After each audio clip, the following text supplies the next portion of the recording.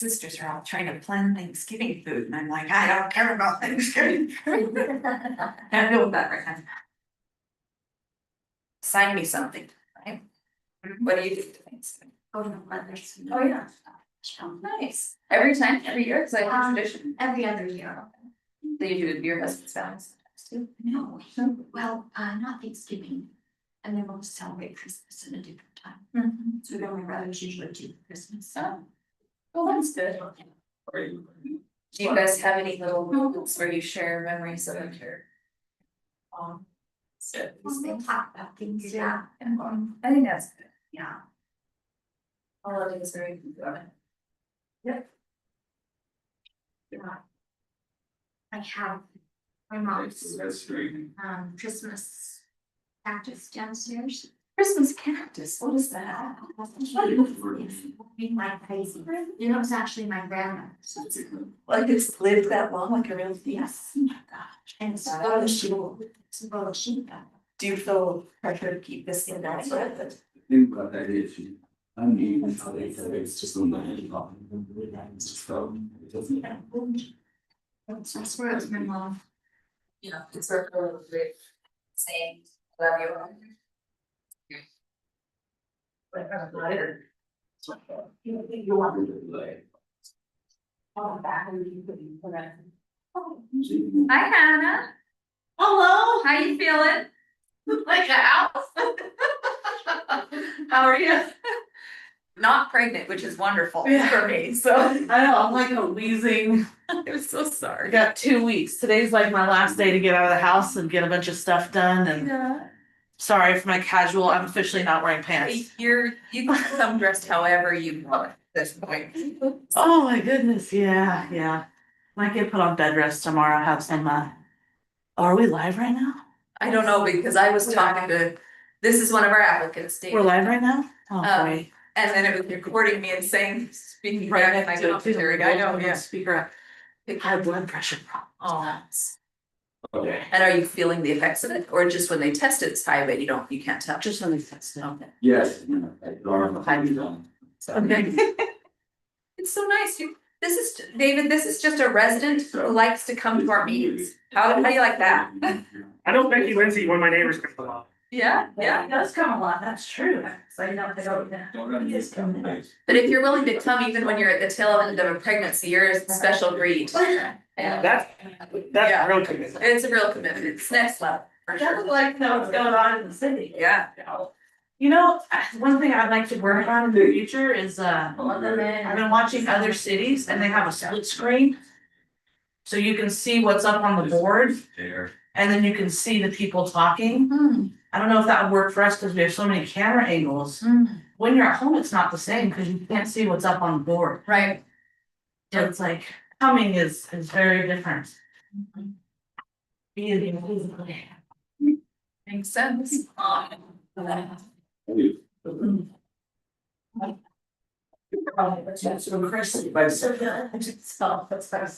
Third day's been.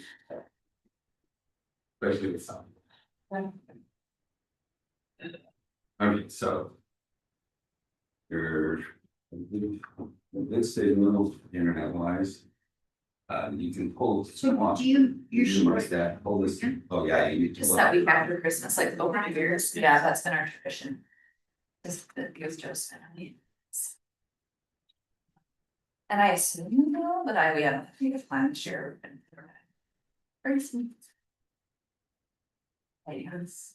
But for Thanksgiving off, I just go to my mom's last year, like that.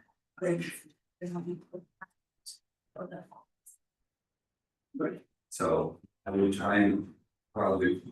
When once you get into the meetings, you could probably bring this up on, just because.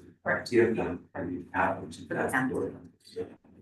Wants to be on video and looking on video, then you want, especially, yeah, you want them to be able to see. So I bring that. Hours change. Yeah, no, I didn't, it's very much, they, did the county. Here, make this, okay, for her to.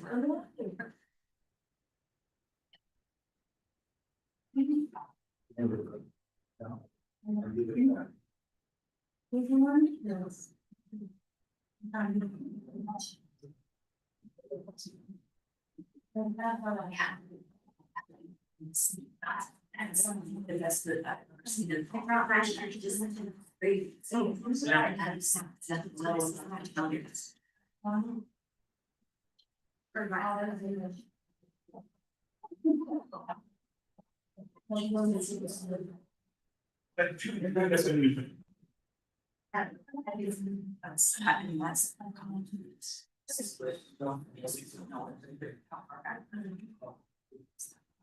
Like, it's certainly more so that as percentages that we have. Line that was that. What was it? No, right. Look at this. It's on. 46%. That's. That's acid.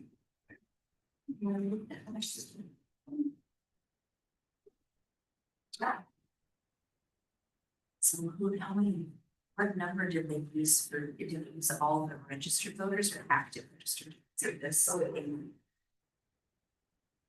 Yeah, they're basing the turnout on active. So I was gonna say, when they said that they're still 14,000.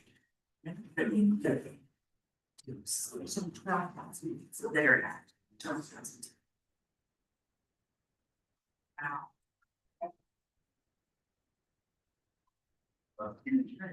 Yes.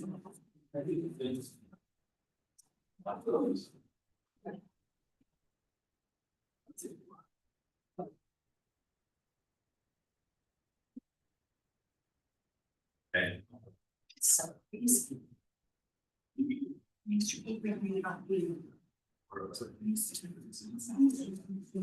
Yeah, I don't feel that. I have a certain amount of water.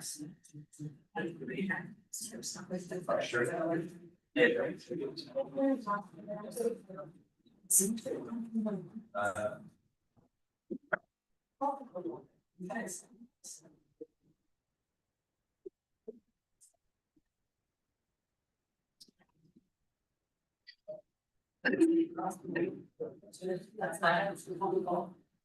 This is okay.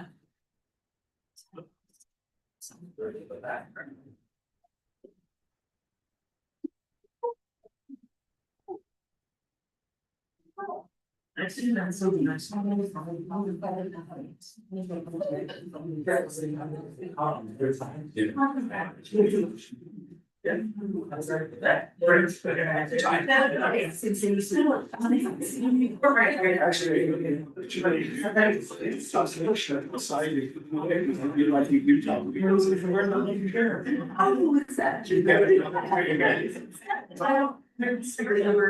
I didn't realize that being done first, I can't happen. It's like, it was pretty. It was like, yeah, I just.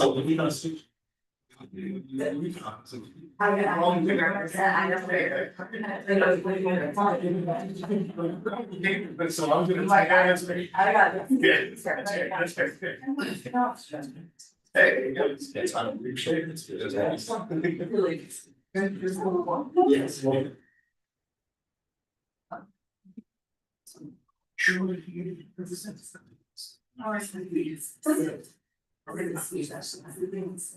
Of course. Yes. Nice to see you.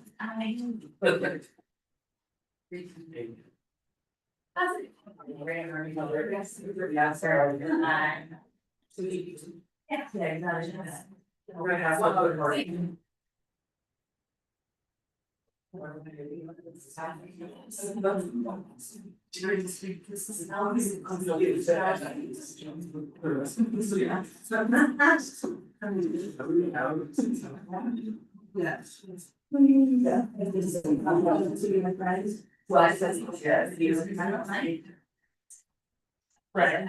Well, Go up there. We serve.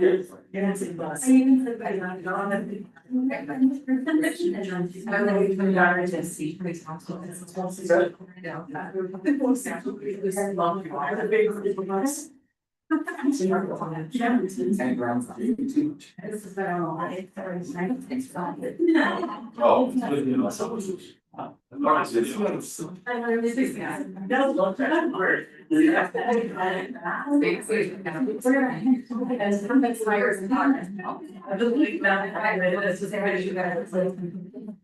like.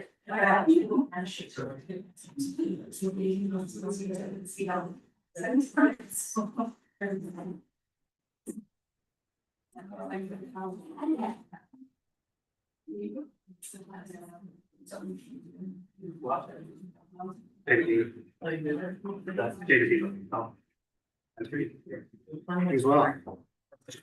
Great work. No, no slow days on Fuller for Thursday.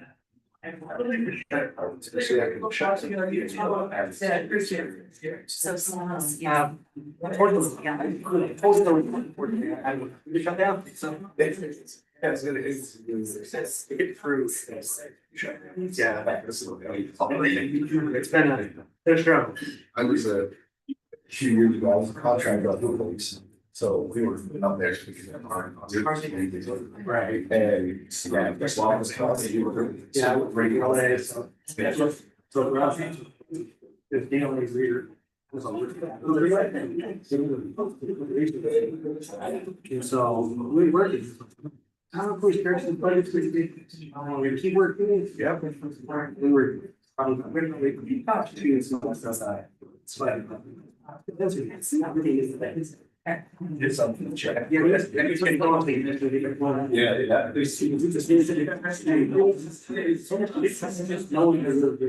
Yeah, it was strong. For sure, yeah, I think, I would say, all of them, contracts in those last ones, but I would. Another shot. Yeah, That's what it looked like, yeah. I made it through radio. Yeah. I made it through radio.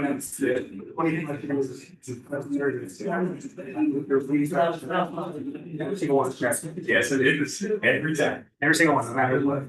No matter when it's out.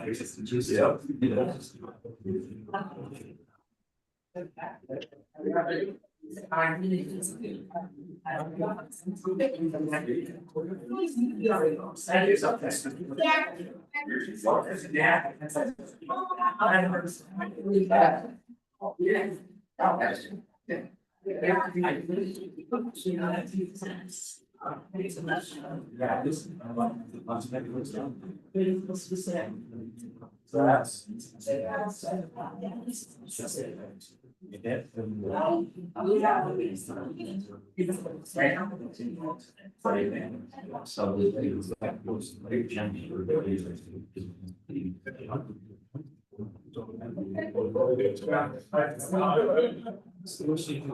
yeah, I'm the fire department. And you got.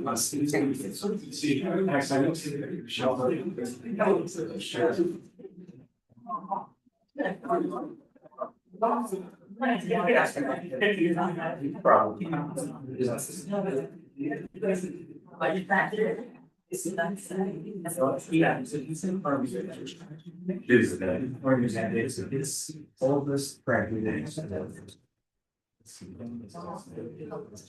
He's like, yeah, I can keep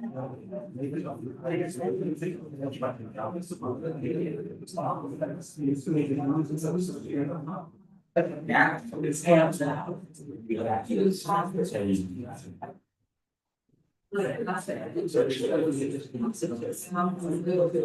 It's like how.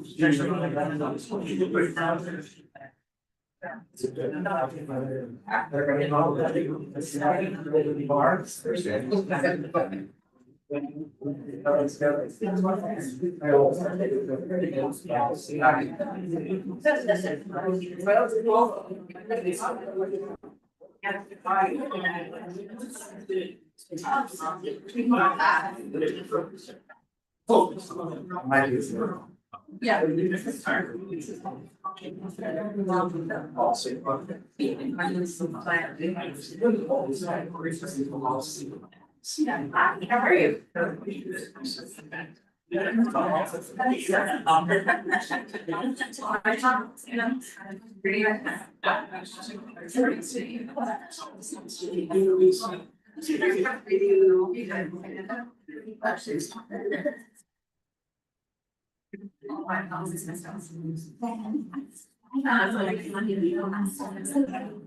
Yes, but.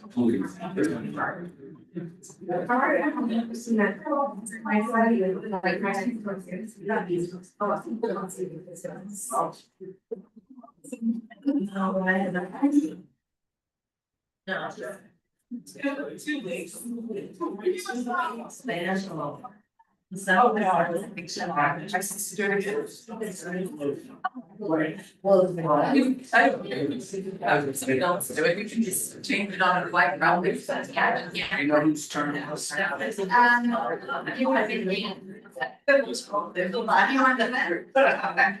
We did have the fun meeting. Yeah, yeah. So.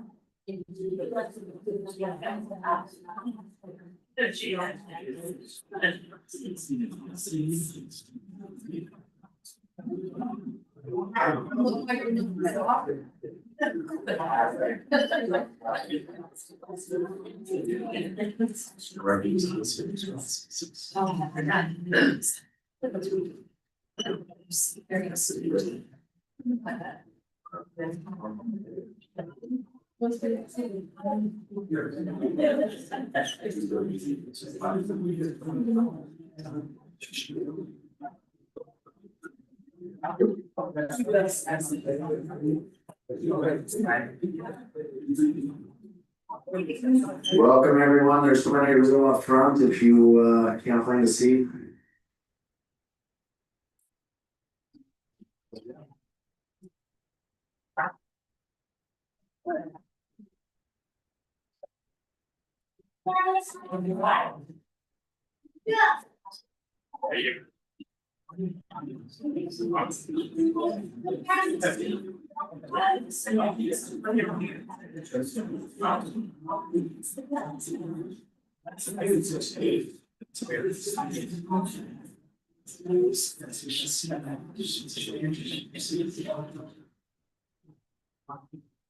Welcome, everyone, to the Clinton City Council meeting being held at 2267 North, 1500 West, Clinton, Utah on November 18, 2025, 6 p.m. There will be some that will be attending this meeting electronically, and anybody that's listening electronically, welcome. We'll go ahead and call this meeting to order, and we're going to start this off with an invocation and a pledge, and which I'll lead. So will everybody please rise and repeat the Pledge of Allegiance with me. Ready, begin. I pledge allegiance to your flag of the United States of America and to the republic for which it stands, one nation under God, indivisible, with liberty and justice for all.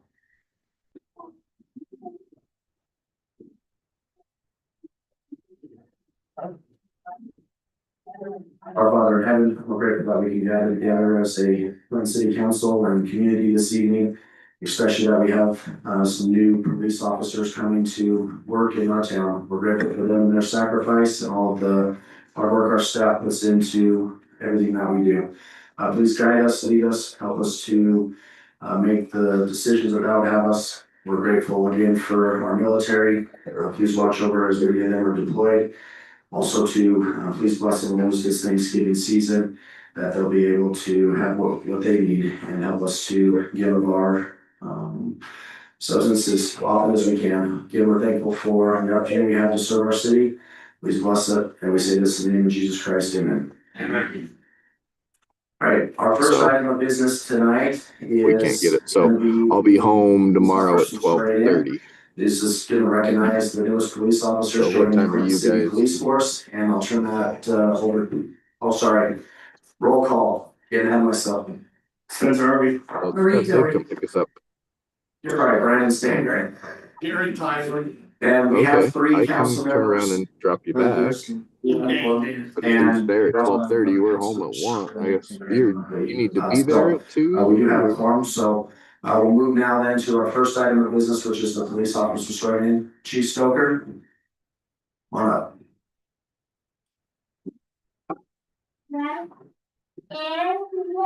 Mayor and council, good evening. I love days like today. I'm honored to stand before you today to present two of our new police officers, Michaela Watts and Garrett McLaughlin. And we will be swearing them in, but first, you're gonna have to listen to me brag about them for a moment.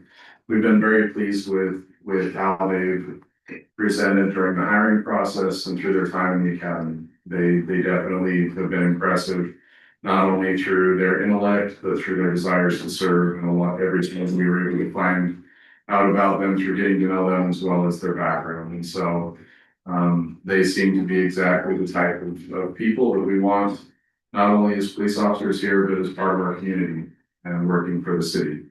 So without further ado, if we could have them come up.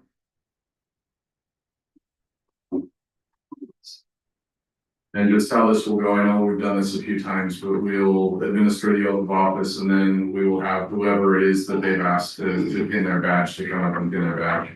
So probably if you want to just stand here and face the audience so they can see you. And raise your right arm. I, having been appointed as a law enforcement officer I've been appointed as law enforcement officer with the Clinton City Police Department, with the Clinton City Police Department. do solemnly swear Do solemnly swear that I will support, that I will support, obey, and defend obey, and defend the Constitution of the United States the Constitution of the United States, and the Constitution of the State of Utah, the Constitution of the State of Utah, and that I will discharge and that I will discharge the duties of my office the duties of my office of police officer of a police officer with fidelity. with fidelity. Thank you.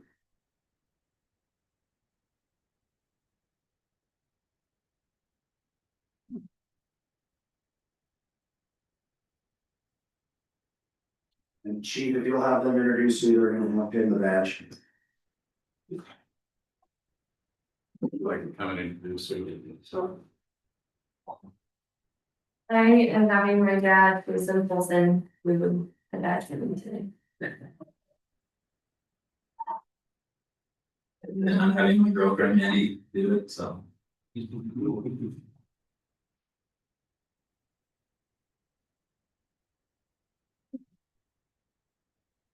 Anybody that wants to take pictures, feel free, stand up, video. Get a good shot.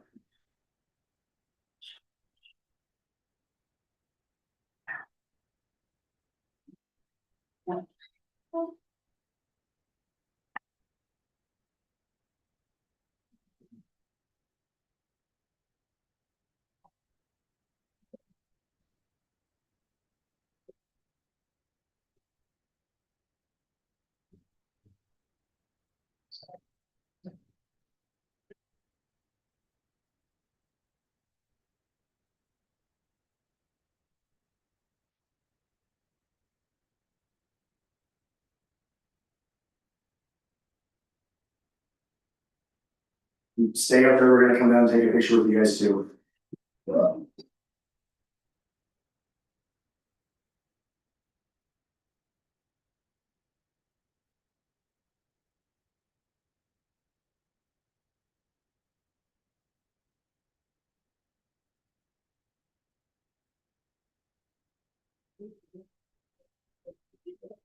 Welcome.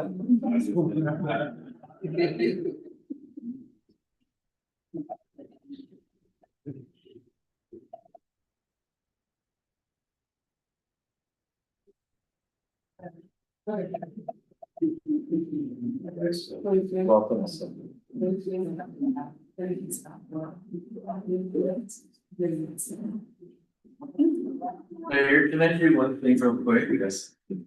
Can I have all the fire department come up? This is a big controversy in our family. We need to stand up here too, just in case. No, I think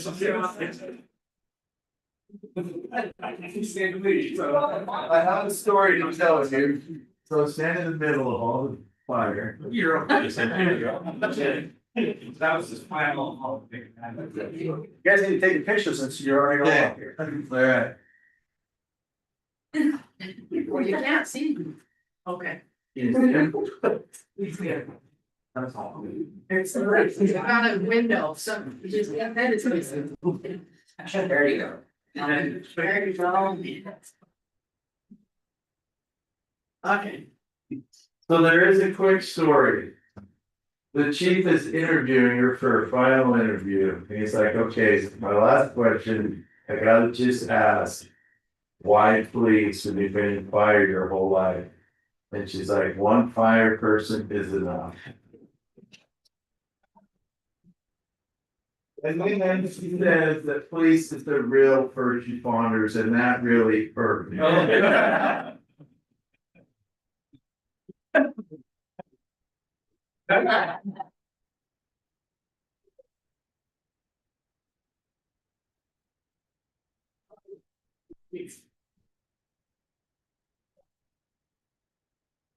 And feel free, if you came for the badge training ceremony, you're welcome to carry on, enjoy your evening, go celebrate.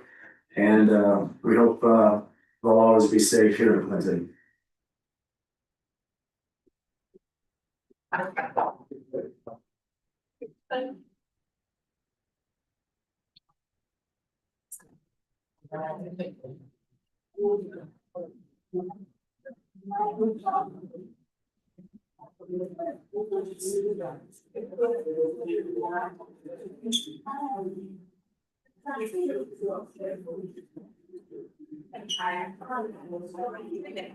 Our next item of business is the canvass of the 2025 Clinton City Council election.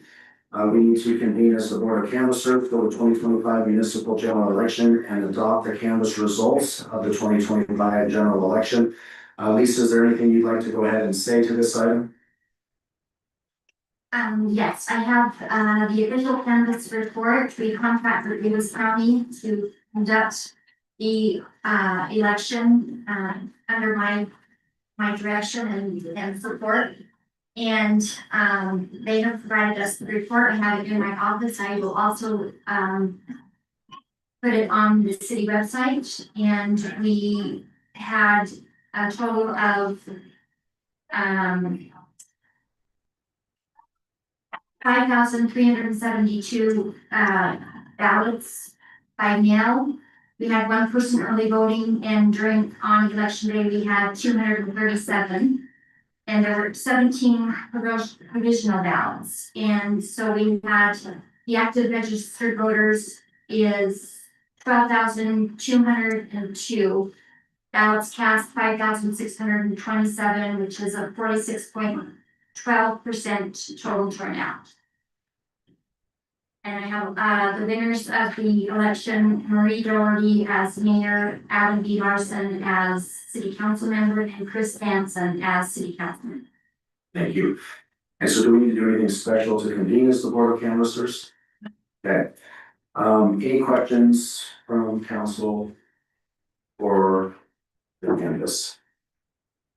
Okay. Seeing none then, I'll go ahead and do a roll call vote. I'll start with council member Artie. All right, yes.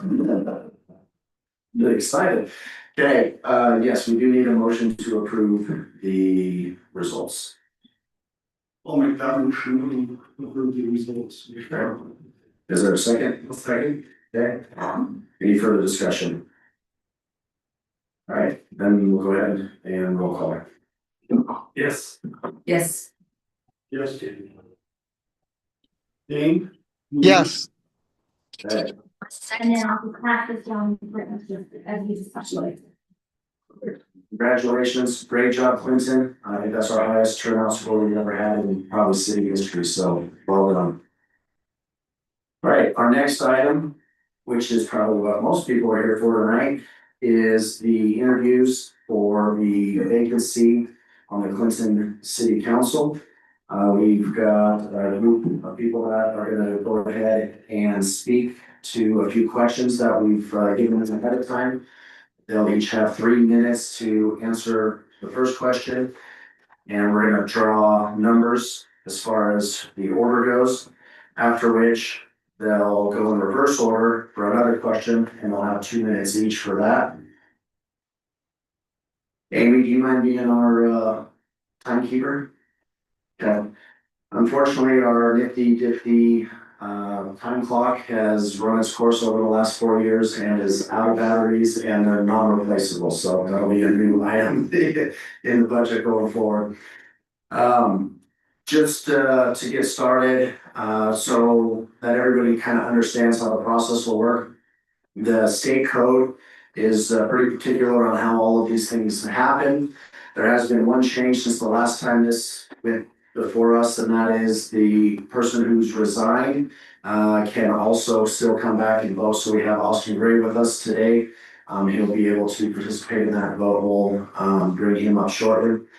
The other thing to keep in mind is as a mayor, I only vote as a tiebreaker. And so if the first cast of votes, there's a 2-1-1, that is not considered a tie. The way the state looks at that is that's a coin toss. And so we did have that happen several years ago. And so we don't have a double-headed sided coin already picked out, so we will, if we get to a coin toss, have somebody from the audience provide that coin, and we'll let somebody else pick it, so that way, we don't have any influence there. There's gonna be several things that can happen. If in the first round after the interviews, it's 5-0, 4-1, or 3-2, then that person would automatically be appointed and we wouldn't have a second round. If it goes, say, 2-1-1-1, then we have to get into some coin tosses. If it's 2-2-1, same thing, we'll have to do some other things. So that's kind of how that'll happen going forward. I do want to give Trevor, our city manager, a minute or two just to kind of go through some of the code, just so anybody that hasn't read it that's here in the audience today can understand the process even a little bit better. Right, so we in Clinton love to test new state statutes last year, and so this is another one that we looked into quite seriously to make sure that we did this correctly according to state code. So as we reviewed state code, that's Utah Code 28-1-510. That's the appointment to fill a vacancy. We found a vacancy created by resignation occurs for a member of a municipal legislative body on the effective date of an irrevocable letter of resignation submitted by the member to the municipal legislative body. The municipal legislative body member whose resignation creates the vacancy on the municipal legislative body may vote on the appointment of an individual to fill the vacancy unless the member is removed from office in accordance to state law. An elected municipal office is automatically vacant if the officer elected to the municipal office during the officer's term of office establishes a principal place of residence outside the district that the elected officer represents. So, council member, sorry about that, Gray, I want to say Austin every time, council member Gray resigned while still a resident. His office was vacated by resignation and not by state law. And so this provides me the opportunity to vote on the interim appointment. The state code, for reference for those watching online and in person, is for a vacancy of a member of a municipal legislative body as described in this section, this municipal legislative body member whose resignation creates the vacancy on municipal legislative body may interview an individual whose name is submitted for consideration under this subsection and vote on the appointment of an individual to fill the vacancy. Notwithstanding this subsection, a member of the legislative body who is removed from office in accordance with state law may not cast a vote under this subsection. So that's just a long-winded response to say that we've looked at kind of the process on this. And because Councilmember Gray resigned his position, the state statute allows him to come back and to vote on his replacement. If he so chooses, and he's here tonight to fulfill that, so. Any questions from council to staff in regards to any procedures for this evening? Okay, Austin, I don't know if you have your name text up here, if you're already giving it to you, but why don't you come join us so you can listen in on the interviews. And then we'll go ahead and draw names as far as order goes. Lisa, do you have those ready to go? Numbers, yes. Okay, and just by raise of hand, just to make sure we have the right amount of numbers in the hat, for those that are here today to do the interview process, when you raise your hand so we can just count. 1, 2, 3, 4, 5, 6. Yeah. Sam online, let's see this. Okay, so we've got 7. Okay, we'll try, we'll go ahead and at least have somebody draw a number on his behalf and we can have him talk if he's available. If not, we understand sometimes there's some technical issues there, so.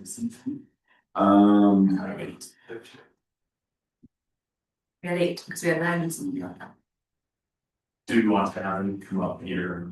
Yeah, if you guys will all come up that are here tonight, just make a line. And then we'll see back. Yeah, that's the one. Okay, and then feel free to turn around. Lisa, if you'll. All right, 2, 3, 4, 5, 6, and we've got Sam. Do you want to make sure there's 7 numbers in there? We'll need to pull out number. 17. Number 8. Yeah, please.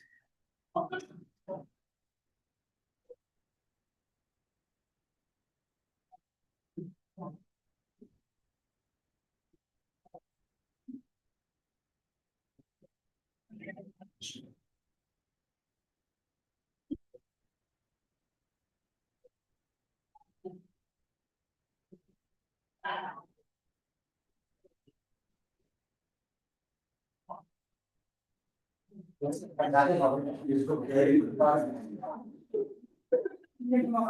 is a really cool hat we're drawing. If some of you guys haven't seen this, this was our, I believe our centennial hat, correct?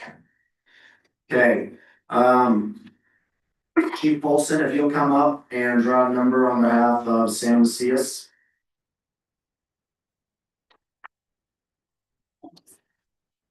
Finished draw. We'll just draw a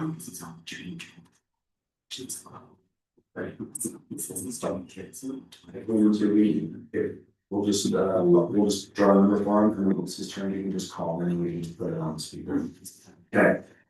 All right, you're Sam, draw a number, let us know what number you got. 2. Okay. And then you want to just take the hat, and then everybody can draw, and then tell us what number they picked. Number 3, Jennifer. Hutchinson.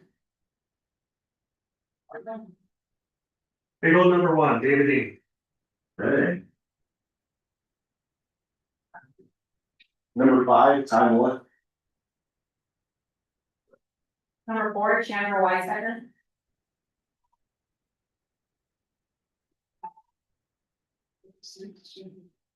Yeah. 6, Tony Thompson. Nobody lost again? Apparently. So. Perfect.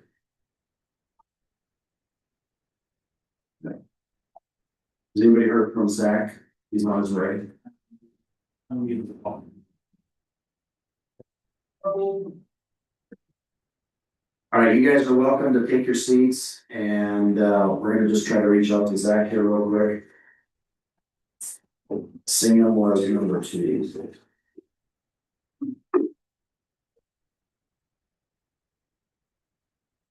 Oh.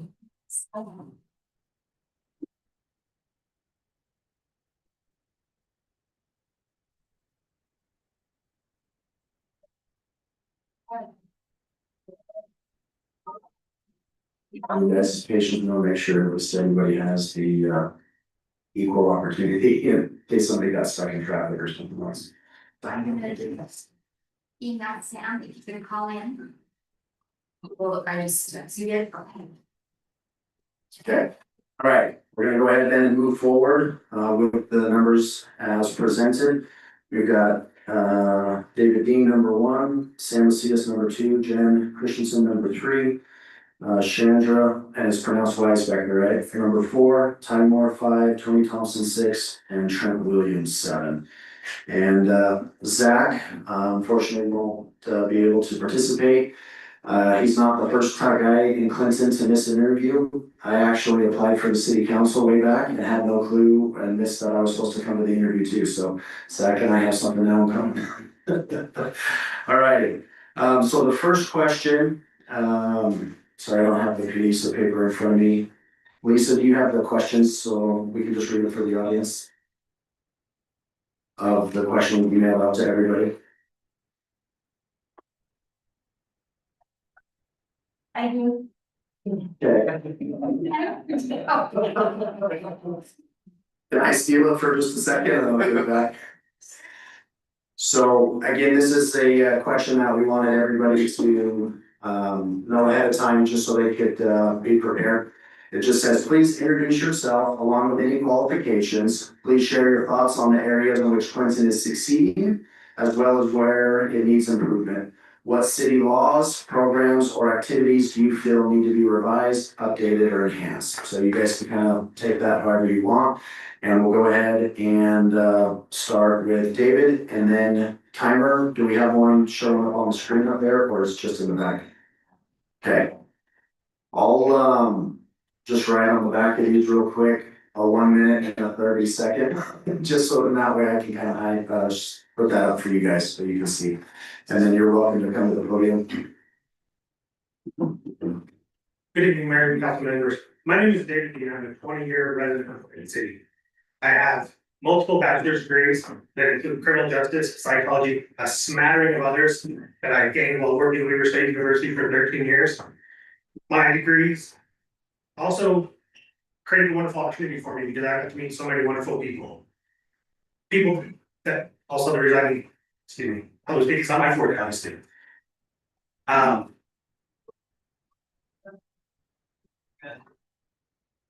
One of the things I feel like Clinton has done well is we've been prepared. I look across the news and I see our neighboring cities having to raise taxes 20, 30, 40, just like me mentioned. I've not seen that, and that's been a wonderful thing.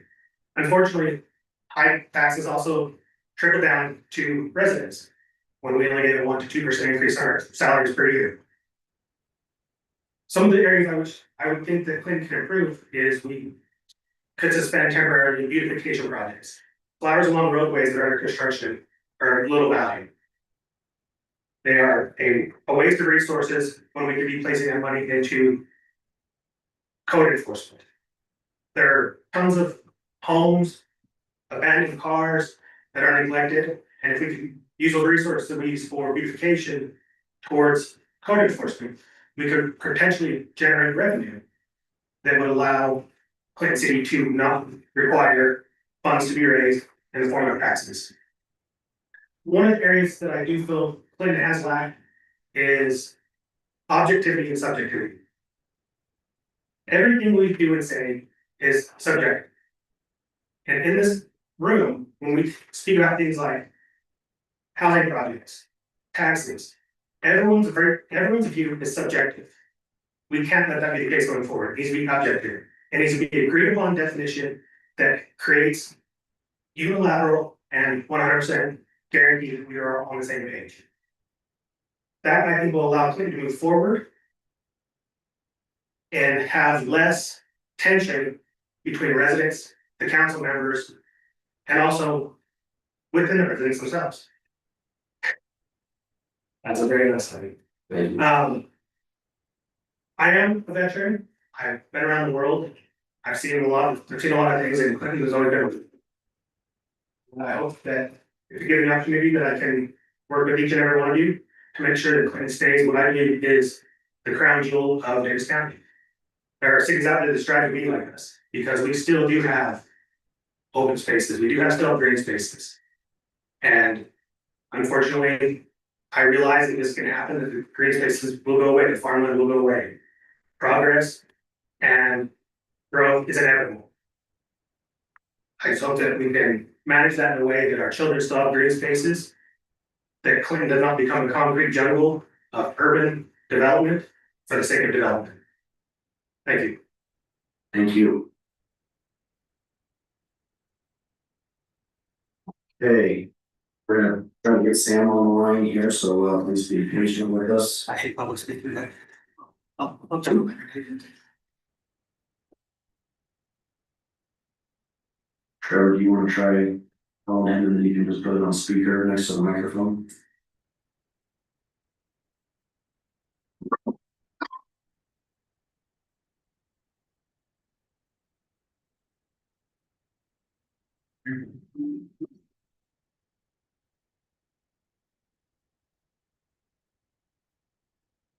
Yes, let me put you on speakers in 1 second.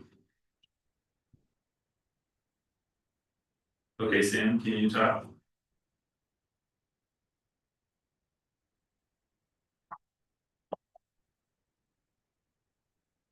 Alright, Sam, can you hear us? Yes. Okay.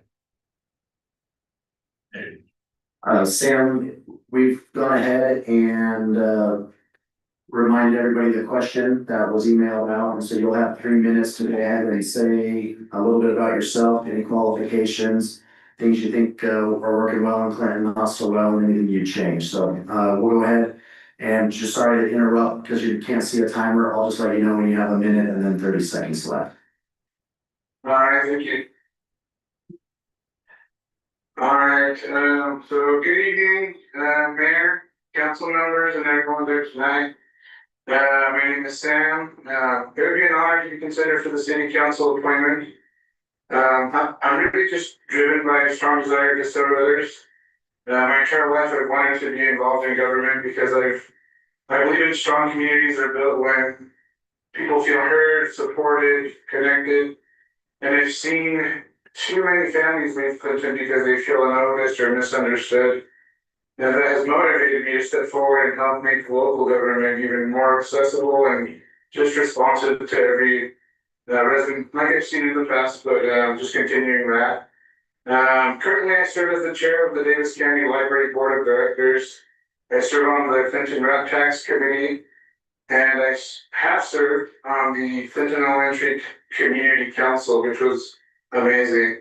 In that role at the school, I helped bridge communication gaps between minority students and the faculty. Some students weren't getting the behavioral support they needed just because of the cultural misunderstandings, which were creating confusion with the students and the faculty.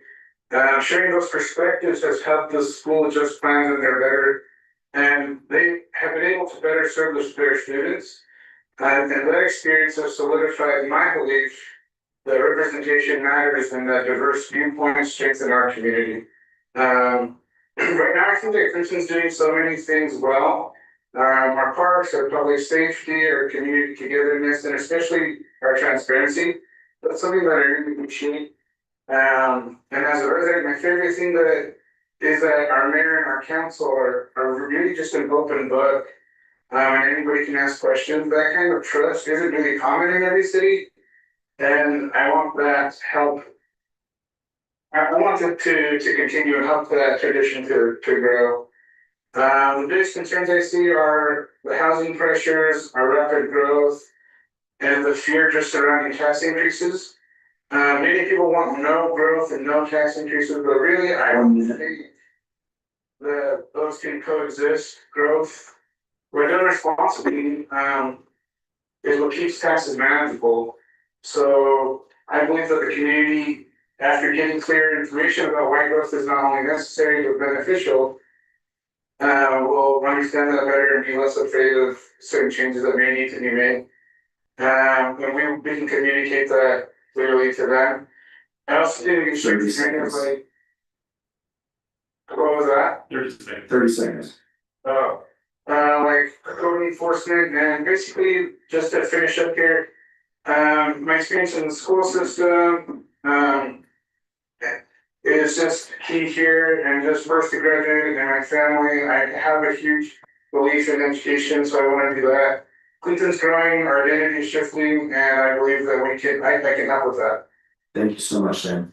And then we'll call you back here in just a little bit when everybody's had their turn, and then you'll be towards the end of the second question. So we'll reach out to you again shortly.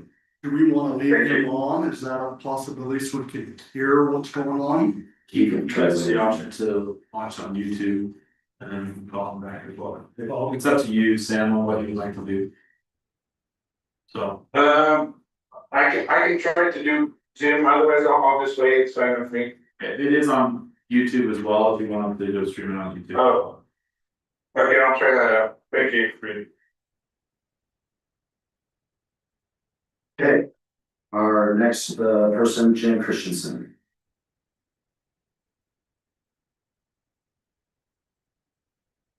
Hi, my name is Jennifer Christensen and I'm grateful to be here tonight. I want to congratulate Marie Dougherty, Adam Larson, and Chris Danson for their success in the general election.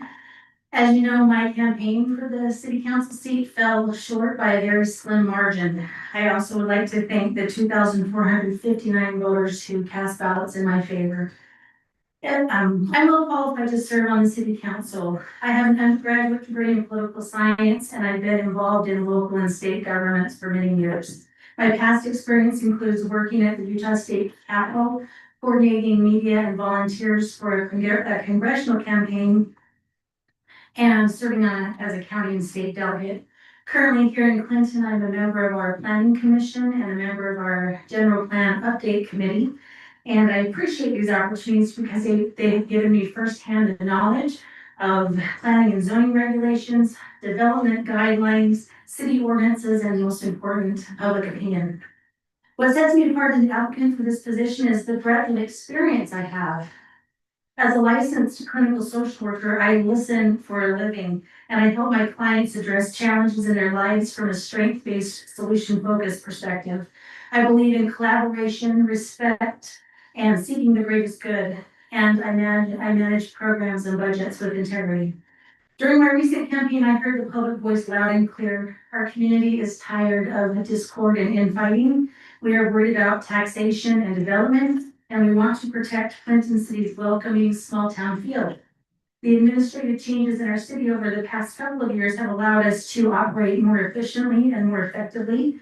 As we move forward with this update of our general plan, we will have a 10-year guidebook that reflects the will of the people along with the reality of our circumstances. Another plus in Clinton is our wonderful Parks and Recreation program, bolstered by our RAP Tax Board, which is working hard to provide programming to enhance our community. We have beautiful parks, a great trail system, and promising plans for the future. Unfortunately, Clinton City is struggling financially. Our revenue has not kept pace with inflation, and our current city leaders must rectify short-sighted financial decisions made by their predecessors. I'm not talking as fast as I thought I would be, and I'm more nervous than I thought I would be. So, we need to attract more large retailers to help bolster our sales tax base. And we are knee-deep in addressing laws and ordinances related to Utah House Bill 462, related to the moderate housing plan. I'm seeking appointment to the Clinton City Council to help celebrate our successes and also address our challenges. I'm driven by a proactive and collaborative focus, and I have a sincere desire to serve the people. I hope to play an active role in working together as a team, bridging communication gaps, and helping our city thrive. Thank you.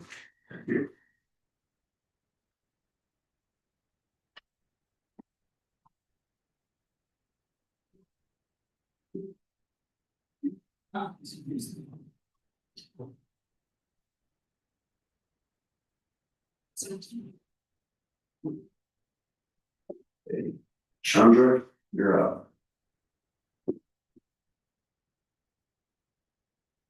Hello, and thank you all for the opportunity to be here tonight. My name is Chandra Weisebecker. I founded I New Clinton for the past 10.5 years. I'm originally from Moab, 4 generations deep, and I was introduced to Clinton by my husband, who stood as his brother here. Every time we drove through town, we admired the number of trees, the flower baskets, the ball fields, and the small town charm that makes Clinton now feel like home. When it came time to put down roots and start a family, we chose Clinton. This is where I became a wife, a mother, a homeowner, and the first bachelor's graduate in my family. Professionally, I spent my entire adult life in healthcare. I started in family practice in rural EMS, worked in cardiothoracic surgery and dermatology, and for the past 5 years, I worked at a local hospital, moving from CNA to telemetry technician, to nurse apprentice to nurse, and now to charge nurse on a critical care unit. Nursing is the most trusted profession in America because it requires honesty, transparency, and doing what's right, even when it's difficult. Those are the values I want to bring to the Clinton City Council.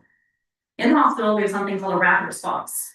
This call means a patient needs help, and they need it immediately. As a charge nurse, I respond, assist in stabilizing the situation, and make sure the patient gets the care that they need. I believe Clinton citizens are asking for its own version of a rapid response, one centered on communication, transparency, and mutual respect. I want to be perfectly clear that I am incredibly grateful to Mayor Stainer and every member of this council. I truly believe that everyone in this room is acting in the best interest of the community. At the same time, it's clear our residents are asking for stronger communication and unity. I believe we can hold different opinions while still being factual, respectful, and collaborative.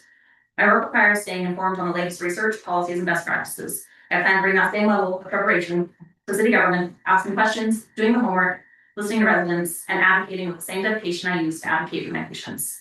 I see people on their worst days. I learn to stay calm, allocate resources wisely, de-escalate conflict, and make decisions with compassion and accountability. Those skills translate directly to public service. Clinton's a beautiful city, and protecting our small town farms is something that is important to me. I support thoughtful growth, housing options that respect traditional neighborhoods, protect opportunities for acreage, and avoid large clusters, high density, or cookie cutter development that would change the feel of our community. Financially, I believe in the responsibility of for tax increases, while still acknowledging that we have a lean budget, real capital needs, and dedicated staff who deserve competitive pay. That means meeting with department heads, understanding their needs, and educating the public clearly if a tax increase becomes necessary. Alongside that, I support strengthening enforcement where appropriate, especially around vandalism, code violations, chronic nuisances, and issues involving unattended youth. These issues directly impact our budget and our community spaces. Responsible, fair enforcement helps reduce costs without placing undue burden on families. I also want to highlight something council member Harvey said that resonated with me. Recreation is the heart of our community. Our parks and recreation department, which is now combined, is exceptional. Their free events and programs bring us together and give our kids healthy, positive ways to grow. And I'm deeply committed to supporting them. I volunteered with youth sports, served on the RACTAX committee, and participate in everything from building parade floats to running event booths. I believe leadership means showing up, whether it's for ball games, city celebrations, budget meetings, or hard conversations about policy. In closing, I'm applying for this position not to be a politician, but to be a public servant, someone who listens, learns, and leads with honesty and respect. Thank you.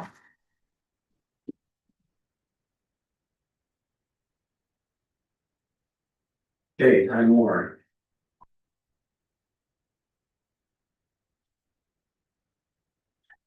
Hello, my name is Tyler Murph. Thank you for having me here tonight. Just a little about me. I have a master's degree in accountancy, and as has been said, Clinton has a bit of a possible financial issue, and I think I would be key for that because I'm also a CPA, so I live, eat, and breathe everything that is numbers and finances. But that's not the only reason that I think that I would be good for this position, because throughout my tenure in multiple different areas of finance, I've also had a lot of leadership opportunities where we've had to find strategic and creative problem-solving ideas to move forward. A lot of my stuff has dealt with multi-billion-dollar programs and multi-year programs, but we've had to figure out how to make it work because it has to be done. There is no in this option, and that's the same with city and taking care of our citizens here. There is no in taking care of our citizens. My core principles in everything I do is communication, and that comes with transparency, trust, and being a real listener. I think that Clinton City has done a great job. I think this current council and mayor have done a great job at maintaining the lifestyle in Clinton City as we've all come to love, as being the small town feel, even though we're growing bigger and bigger each and every day. And I also want to really recognize the staff of the city. The staff of the city does Herculean efforts every single day to make sure that we as citizens are taken care of. And I think that those are things that we have dedicated people here who want to make Clinton City a great place. And we just need to be able to utilize that and support those people. And I think that's where some places where we could improve here in Clinton is through those initiatives to help our first responders make sure they have the right pay that's competitive and the right resources for them to do their jobs right, to make sure we feel safe.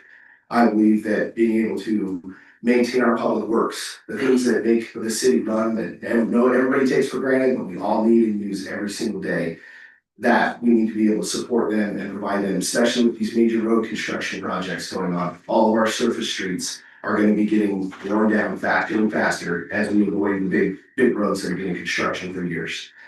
And I think we can all do that through strategic planning and having a good budget plan and a good plan for the future, that our needs and our expenses don't dictate what the council and what our city does, but we are ready and prepared to take action and be proactive in what we can do. I know that this city provides so much. I've been here for 12 years. My wife's been here almost her entire life, and we chose to come here because of that.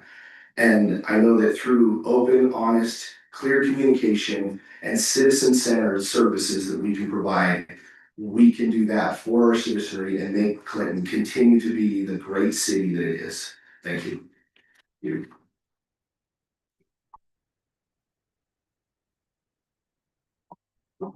Clayton Thompson.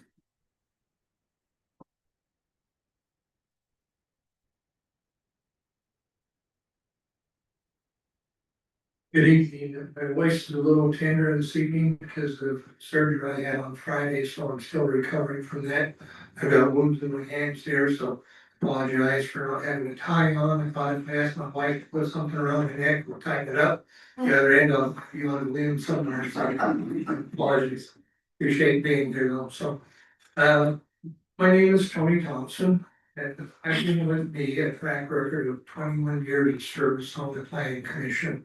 8 of those years were acting as the chair. During that time, Clinton City went from very much a one station gas pump on the corner of 1800 and 2000 West to what we got now. Our general plan at that time did not have anything in it to drive the product that was there. We had a gentleman and his company come in, Gary Wright and Wright Development. They put their name on the product that Clinton has. There's nothing in the ordinances or in the general plan that required that type of development. So thank you to the Wrights for that, what they did to Clinton City. Along with that, I feel it's important that we look and maintain the general plan to give us the ability to have a pulse with our citizens as to what they are wanting in the community. The general plan was last updated in 2013, is currently being looked at right now. Before that, it was 1985. So that's too many years in between for a document that should be fluid and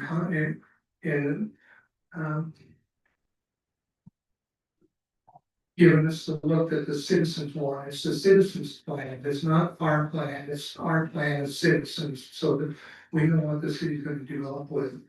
With that, just the general plan can be looked at as a blueprint for the city. I mean, whenever you're building a home or some type of structure, you have a blueprint to work with. The blueprint has on it different areas within that structure: the living room, the kitchen, the bedrooms, the dining room, such like that. If we just allow trades to come in and say, I'm the first one here, I'm gonna put the water heater right here inside the front door. No, we've got to be the general contractor and say, the water heater belongs in the utility room, And we need to make sure that that general plan is looked at, as state law suggests looking at it every 5 years to give us a good look at what the citizen, and what's happening in our community, so. I'm glad to see the general plan is being looked at, it's been updated, but it's many years overdue, in my opinion, so thank you for allowing me to be here. Thank you.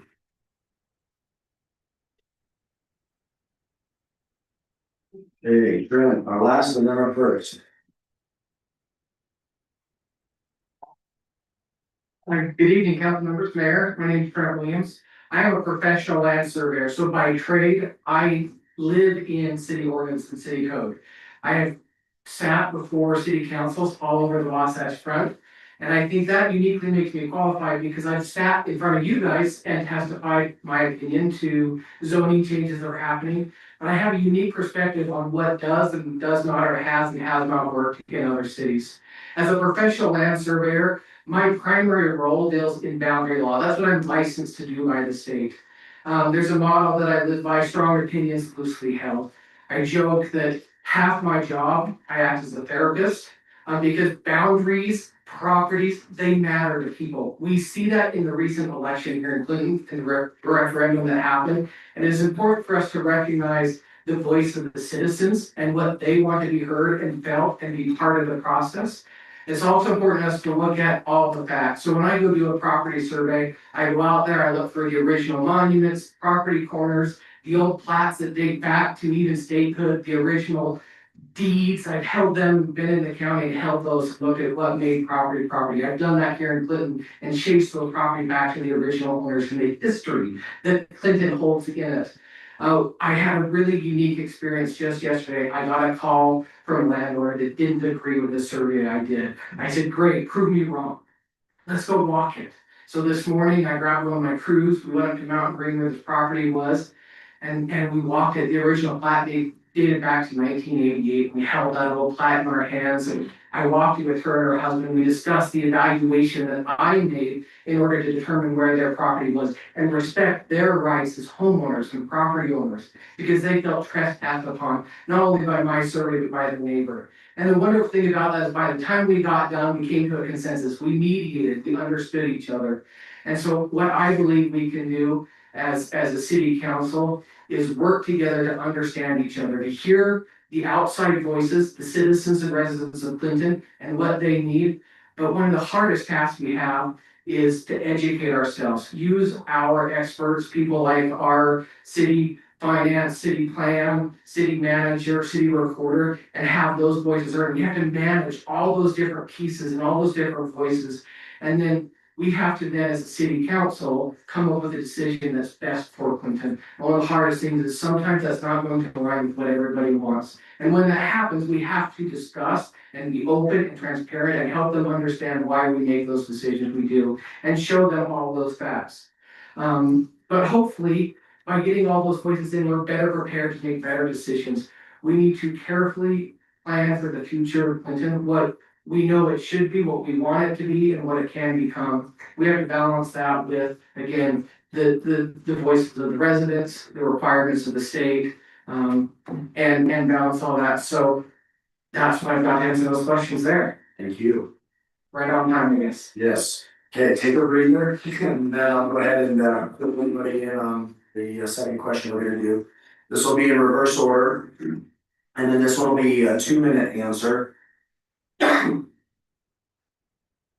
What part should Clinton City play in the housing shortage and affordability issues in Utah? After your evaluation of the budget, what specific cuts would you suggest? And what is your perspective on the appropriate timing and process for implementing any necessary tax increases? Again, you guys can take and focus on certain areas, or if you want to touch on all three, again, this is your ability to speak to kind of those 3 items: housing, budget, and then taxes. Okay.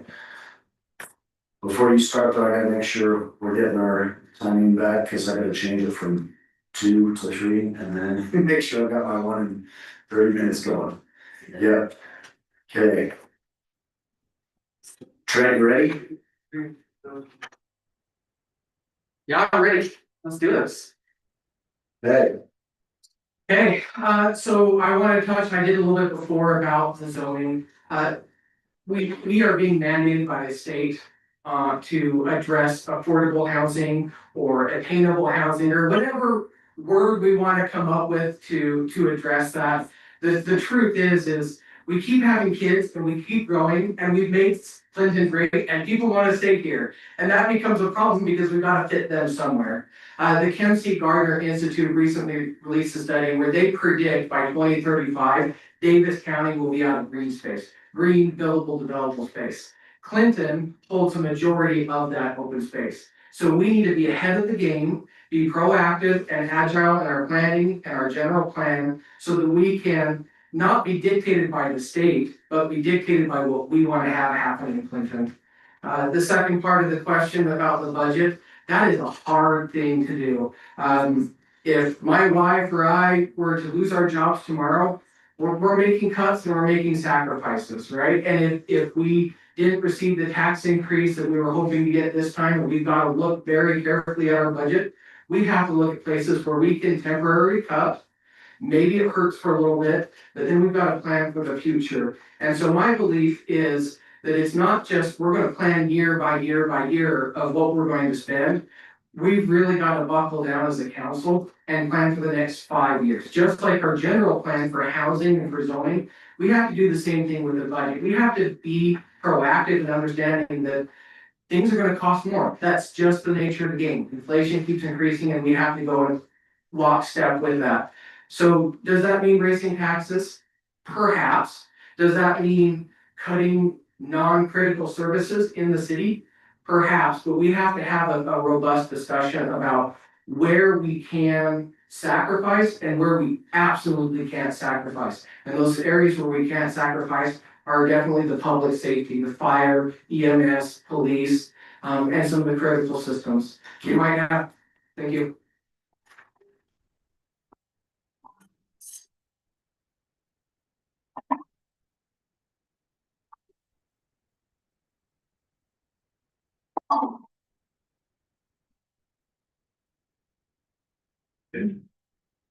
Tony Thompson again, Bill recognized as part of my career. I've worked for Davis County for 32 years, or excuse me, 34 years. I've lived in Clinton City for 32 years.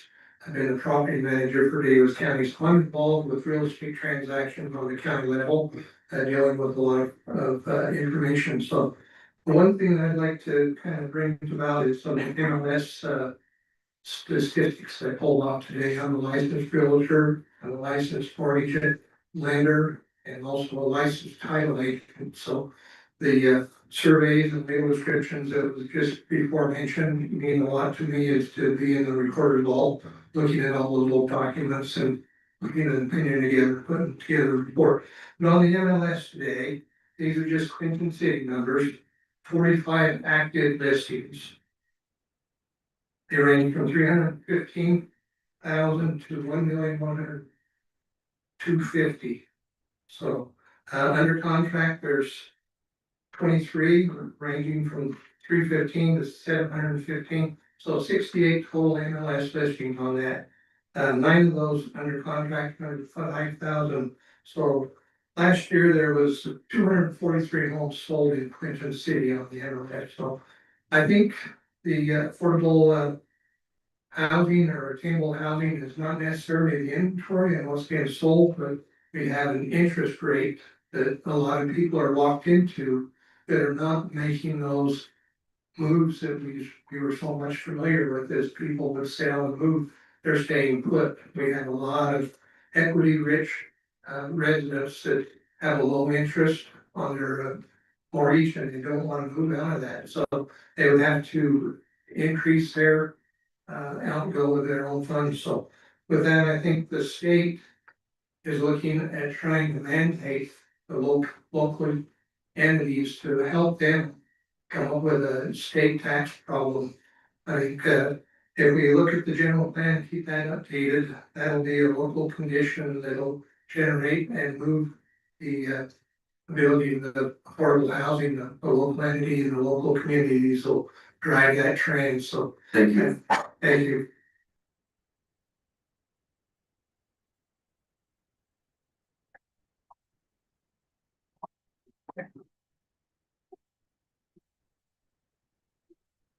I'm not getting my notes distracted this time. I want to touch on a couple of things. The housing, I do believe that we in Clinton and the Clinton citizens, not just the city council, need to have a voice in how we address any housing mandates or anything like that come from the state of Utah. And I think as we've all seen and heard even here, there are many ways to go about meeting that mandate. So it doesn't just mean high density housing all the time. It doesn't mean we gotta pull the trigger on any of those specific things, but we need to be strategic in what our citizens want and listening to the citizens and how they'd like to proceed and go forward. With those kinds of things, I think that'll help with our budget. I don't want to get too much into specifics of budgets because that's kind of hard to get into a lot of detail here.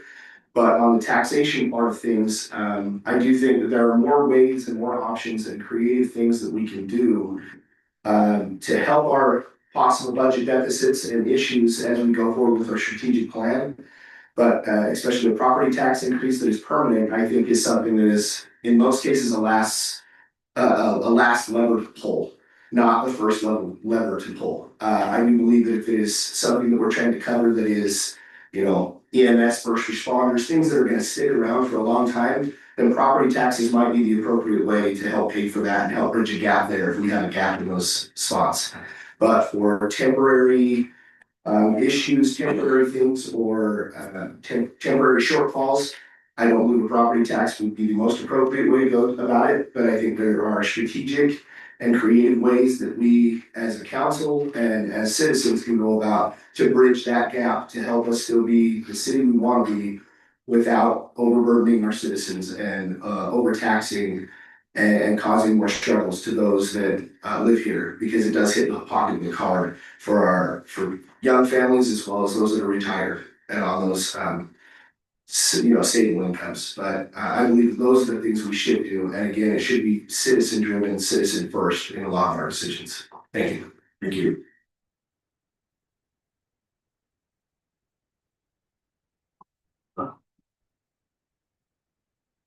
Okay. I think that it is important to acknowledge that Utah is facing a housing shortage, and it's understandable that states encouraging communities participate in meeting those needs. Same time, I still believe that it is important to acknowledge that poor planning on the state level does not constitute an emergency for Clinton City. We've done portions to help improve. We've done ADUs, which I think is a great thing. I think that it is appropriate to look at supporting growth in a responsible manner, ensuring that student housing integrates with our parks, our roads, our schools. When done right, it helps create homes for future generations that want to stay in Clinton, just like my family chose to do, and I would love for my family to continue to do. With that said, obviously, it also brings challenges when we bring new people into the community and we have the potential to, oversaturate our population, remove the green space that a lot of people think is truly valuable here in Clinton. One of the ways that I think that we can help protect that actually directly ties into the budget conversation that we've already been having. I think that looking at the budget right this second, we are doing okay and we are stable today, but we absolutely have to plan ahead. One of the things that I think we should do would be looking at code enforcement specifically. I looked into our fines and our fee structures. One of the fines shows in the budget criminal and traffic fines. Code enforcement revenue isn't listed separately, which tells me that it's either very small or simply not broken out within our numbers. As we are having our code enforcement officer be a more established role here within Clinton City, I think that we could look at having higher rates for code enforcement. And when I'm talking about code enforcement, I'm not talking about, like petty things. I'm talking about things like graffiti, abandoned vehicles, junk accumulation, unsafe structures, illegal dumping, and things that directly affect the safety, health, and property values of our community. It's not about punishing families, but it's about holding repeat violators accountable and bringing in some additional money into our budget. If code enforcement ever represented even 1% of our general funds, that would be about $145,000. It's currently less than that. I think it's like 0.87%. If we were to increase that number to 1.5%, we could bring in approximately $217,000. Obviously, that number continues to go up. State obviously, what is that? Thank you.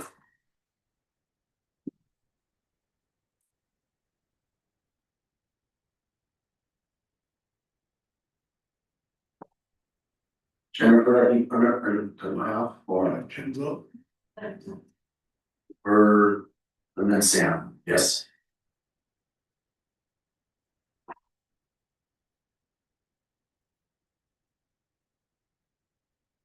Okay, on housing, City should continue to comply with the state's request to develop a moderate income housing plan. If we neglect this work, we risk legislative overreach in the governance of future development. Also, the public has made it clear that high density housing is not desirable in our city. The public has voiced concern for the needs of first time and twilight homebuyers. And as we consider housing options, there's no question that Clinton residents favor home ownership over a leasing market. Clinton City, we can't take on the full burden of Utah's housing shortage, housing problems in Utah, but we can do our part. And if we comply with what the legislature has asked of us, we will be on the road to meeting that demand. I want to speak more to the budget because that is our biggest issue here in town. Our city's proposed budget, as you know, for the next fiscal year is 119 pages long, and I have examined every one of those pages. I have a long list of questions that I wish I could ask you to clarify, because without more information, I'm not able to address where we can make some cuts. But I do believe our city manager, when he says that we're running lean, and we actually need more funding for emergency services and for capital improvements and for maintenance of our city. I was at the meeting with you in October at that work meeting where the mayor and city council talked about what are we going to do, and I saw the anguish and I saw the effort that was put into that meeting trying to figure out how to fund the needs that we have ahead. And if we look at the numbers now, I mean, we're running tight, and if we look ahead, we've got $57,229,410 of additional projects that we want to fund over the next 5 years. How are we going to do that? So I would like to be part of the solution to the problems we have with our budget. I would like to listen to the people and abide with our codes and ordinances and be part of helping us solve the challenges that we face and celebrate the successes that we have here in Clinton City. Thank you. All right, Trevor, do you wanna bring Sam back on the line?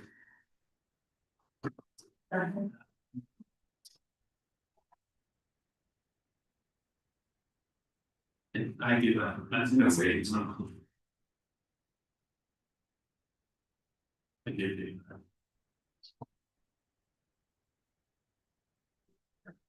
Okay.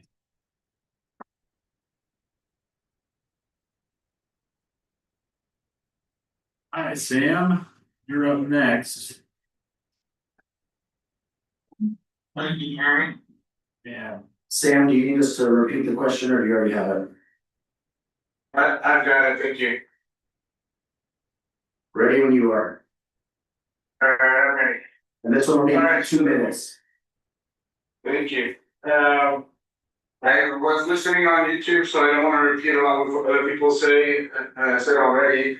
But I do think that you should play a balanced, responsible role in that housing shortage. But at the same time, I think that a lot of resistance is coming from misunderstanding and not really from the growth itself. I think when people understand how responsible density supports the services they rely on, then they become more open to it. I think we can protect the character of the existing neighborhoods, which I think is a little bit of a concern. People want to keep things how they were, but we can do that while finding new areas that meet modern needs. One of those needs that I know is happening is a lot of younger people are having to choose between going to college and being a homeowner. It's not easy to buy a home at all right now. Nobody wants to really do a 50-year mortgage. And Clinton, I don't think needs to solve all of that in the next, coming future, but planning is going to be super important.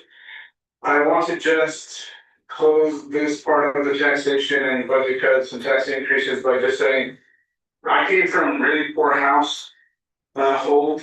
A lot of times these taxes that we bring up are for people like us that can afford them, but not everybody can.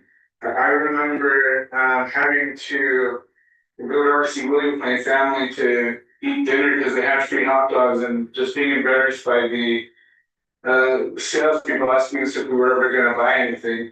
So I know that, and you all know because you've been out of the that a lot of Clinton residents cannot afford all of that. So I think that it needs to be less measured, but once we understand that more housing will make those increases a little bit more equal, then I think it's important to have the increase when necessary, but just putting it in the right perspective and planning the right way. Thank you. Thank you, Sam. Thank you, Dan. First, I just want to say, hi guys, everyone else speaking, so I'll share you. My name is David Dean. I feel like here in Clinton, we do not have the housing problem. Our problem is that the generations that have followed our generation want a humongous house. They want a 5,000 square foot house on 1 acre property. In this day and age, along the Wasatch Front, it's just not feasible. We need to work with developers to develop small houses, 15 to 1,800 square foot, 2 bedroom, 3 bathroom, or excuse me, 2 bedroom, 1 bathroom, 3 bedroom, 2 bathroom, something that is affordable. Keep them all small lots. A 0.01 lot, 10 houses per acre. This would allow more younger generations to purchase homes. This would allow us to still maintain green space. We'd be able to maintain small parks in these developments. When it comes to the budget, I do not believe we have a budget problem. I've worked in finance and logistics for well over 20 years, into the hundreds of millions of dollars in budget, and not once did we ever see a budget shortfall. What we failed to do is we failed to take a good look from outside the box and look at it and where we can make cuts. Can we cut decorations for Christmas time? Yes, lights are pretty. Everyone loves it. Is it worth it? We pay electrical fee, we pay to replace bulbs, we pay city workers to put those things up. Is it worth it to say, we're gonna pay a city worker many thousands of dollars every single year to put up lights? When we can pay another firefighter, another EMS, another police officer, 2 more code enforcement. We put so much into the niceties, the pleasantries. Yes, it keeps claiming it gives it a small town charm. I love it. But right now, we're not in a place where we should be charming. We're in a place where we should be embracing the growth we are having and still meet our budget. The roads are widening. Developments are coming in, businesses are coming in, Home Depot is coming in. That will drive revenue up. Revenue is going to rise, and it does not require a tax increase to do that. We need to find the programs, as stated before, we need to find the programs that are less beneficial and cut them. It's an unfortunate side effect, but that is part of growth.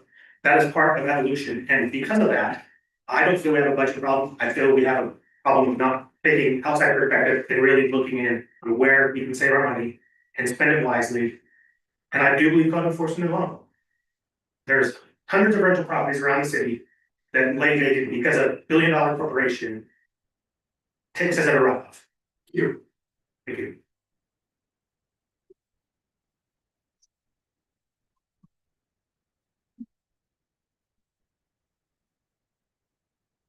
Thank you all for coming up here and having a mini job interview. It's hard. It's always great though to see the passion and the dedication to Clinton City. As those of us that are sitting here, we know what it takes to come to these meetings and to make those hard decisions. And we're just grateful that you guys are willing to step up and want to participate. So with that, I'll just kind of remind the council if there's some points of clarification, we can ask that. We just don't want to get into specific questions just to one individual and not something else. So from the council, is there anybody that had any particular questions for anybody before we start asking deliberations or talk about moving forward? I just had one time. Why didn't you put in for our finance director? Sorry. But anybody, any questions specific or clarification point?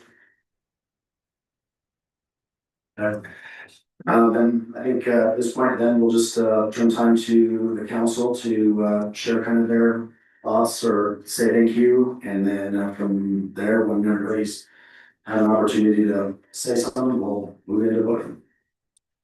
Okay, do you mind to start? Go for it. I want to thank everyone for throwing your hat during this. That's fantastic. It takes guts to do that. And so we're really grateful for everyone's desire, for your love for this city. We all share. That's very special.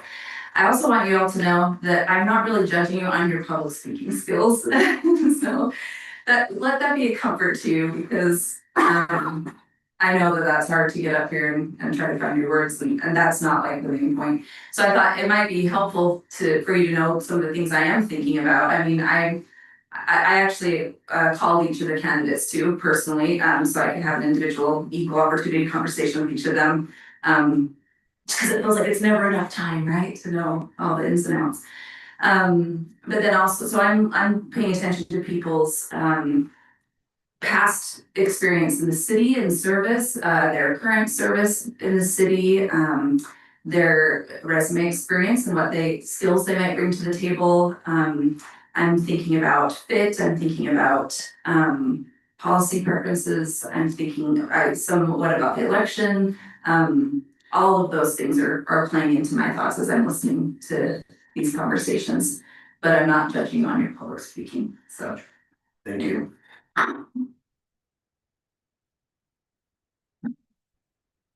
Again, I appreciate what's been said over there and Marie. I do agree as well. I appreciate everyone's willingness to put your hat in the ring to be able to serve this great city. It is a wonderful city to live in and it's kind of hard to put judgment out if you're not willing to come and be part of the decision-making processes that are made in the city.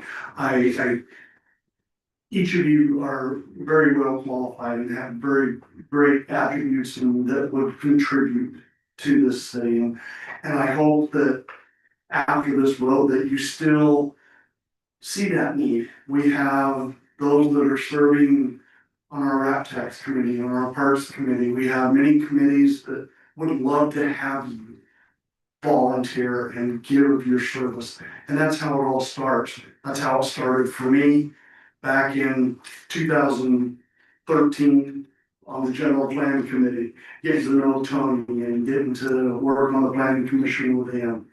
And so there's a lot of opportunities to serve here in Clinton and it is needed and very much appreciated. So thank you for for those that have come, and I encourage you to find other ways for those that may not have this opportunity to serve your community. I'll continue the hug that we're talking really appreciate you guys putting your names out there, putting your name in the hat, literally drawing out a number to interview for this. It's been crazy to see the past handful of years how much Clinton has stepped up in terms of people wanting to volunteer, to run for office and to do all sorts of things. We've had a couple vacancies, over the past few years, and each time it just feels like there's a huge amount of people that are putting in for those. And then that percentage of 46% that turned out for the election is massive. And pretty much all of you mentioned how important the local voice is and how hearing the residents and outreach and communication and all those sorts of things that I think we all can agree are huge and important going forward. So to kind of just echo what Gary and Maria said about what they're kind of looking for and those types of things is like what you guys shared on policy, those housing and budget ideas, fit moving forward, because come January, we're gonna have a drastically different group up here. And that includes one of you in here, which is awesome to know that we have such great candidates that sit before us tonight and can all bring something to the table up here. So I look forward to working with whoever ends up getting selected. And so again, just a big hug for everybody.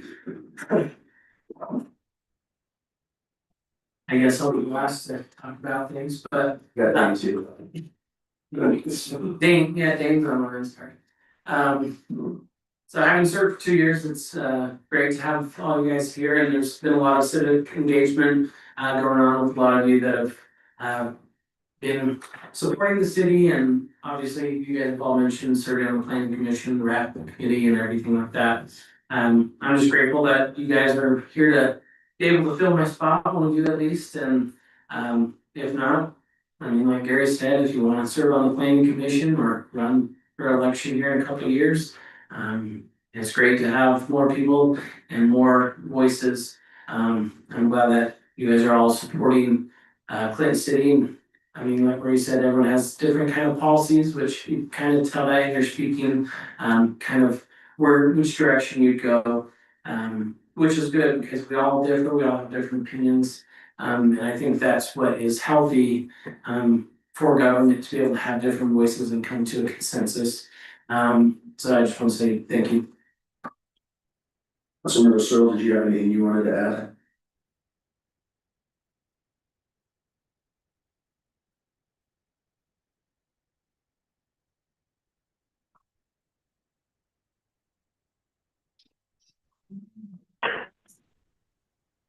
Sorry that it took a long time to get unmuted. I just want to say, yeah, can you hear me? Yes. Okay. But it's very, very difficult. Some voices echo a lot, and some of them I can hear crystal clear. So I just wanted to say, thanks for everybody's time and letting us get to know you better, and you've all done a good job, and look forward to working with whoever gets picked. Perfect.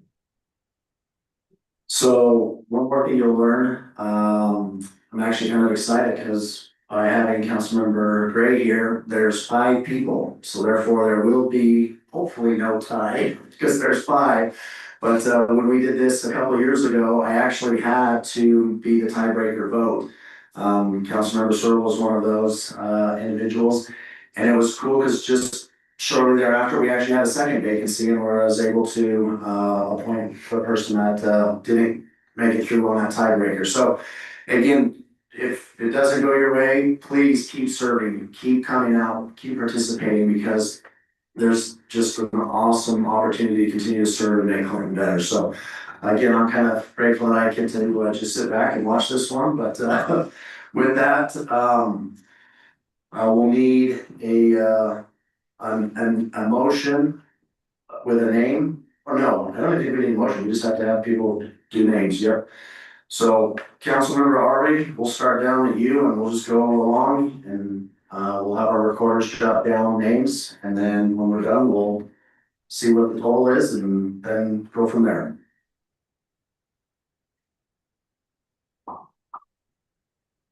Can I have 3 minutes on the clock? Sure. Or is there someone else who already knows who that?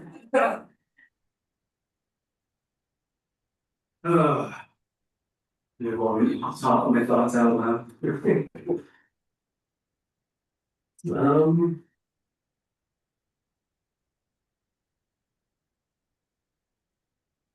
I'm gonna start whistling Jeopardy, come on. We will all stand back up at the front.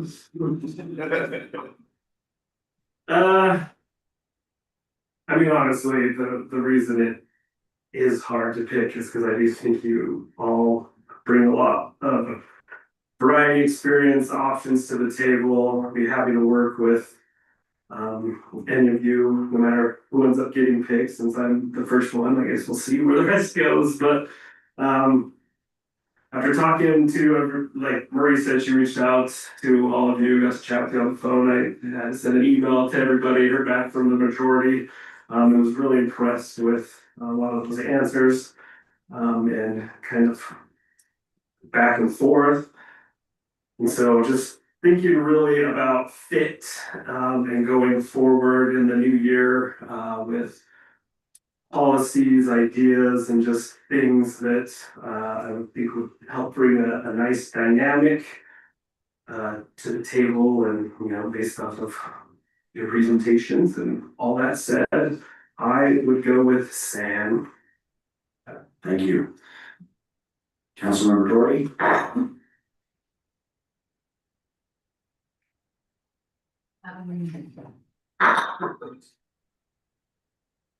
I am all over the place. This is horrible. Because I have had different thoughts as I went through, like talking to people and then, even before this meeting and then now listening to people.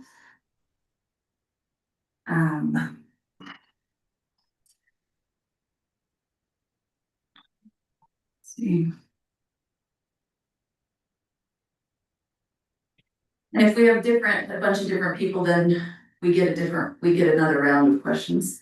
So if it's not a majority, so there's not 3 votes for one person. Then we get another round. Yes, and then again, if it's, if it's like a 2, a 1, 1, 1, then we're gonna have to flip for coins. Yeah. To get to 2 people. And then those 2 people are the ones that would have the final questions.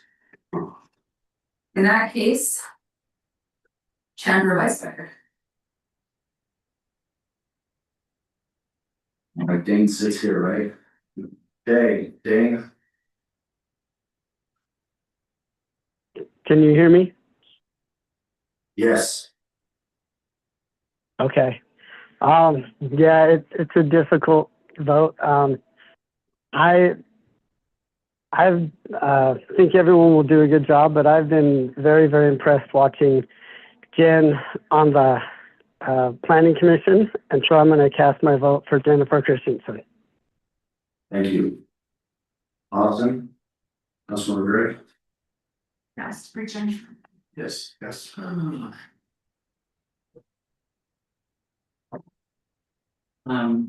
didn't get as much chance to visit with everyone, so I feel like I need like 20 more questions for everybody, but. Oh man.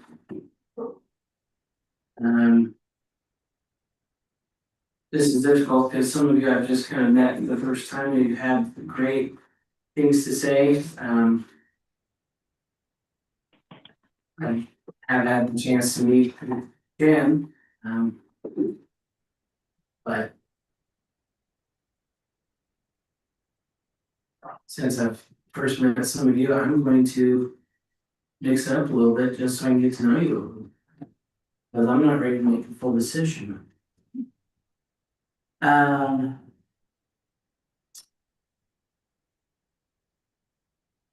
gonna say tie. Councilmember Tyler.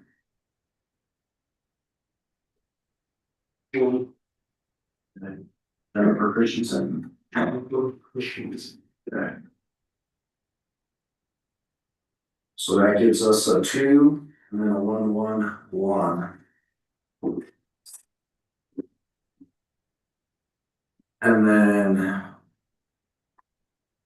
Oh, cool. You've got a consider mayor coin. Heads will be Clinton, and then tails will be the map on the back. We just need to take a minute here though, because we've got 3 1s. We've got to figure out how that coin toss is gonna work, or I think the loss is we have to toss between the 3 and then get it down to 2 final. Yes, so if the initial vote results in tie for second place, the candidates tied for second place shall reduce to 1 by a coin toss conducted in accordance with section 1D2. The second vote described shall be between the candidate that received most votes and the initial vote and the candidate that wins the coin toss described in this section. What I would understand is that coin toss would happen between 2, and then we do a second coin toss against the remaining 1 and the first 1. Is that my understanding, Lisa? If we have to tie them. sorry, yeah, so the last time we had a coin toss, it was actually 2 and then a 1, 1. So it made this a whole lot easier than trying to do a coin toss with 3 people. There is if the initial vote results in tie among 3 or more candidates for first place, the candidates tied for first place shall be reduced to 2 by a coin toss conducted in accordance with 1D vote. 1D2D, which is a coin toss required shall be conducted by the municipal clerk.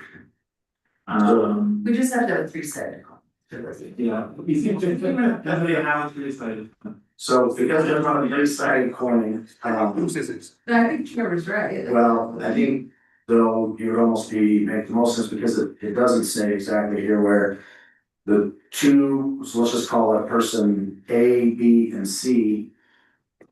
We do A and B, and then B and C. If you go by alphabetical. Well, no, so that way there's like Rochambeau, best out of three, you're gonna have three different coin tosses and then the loser of. That way everybody has the equal percentage.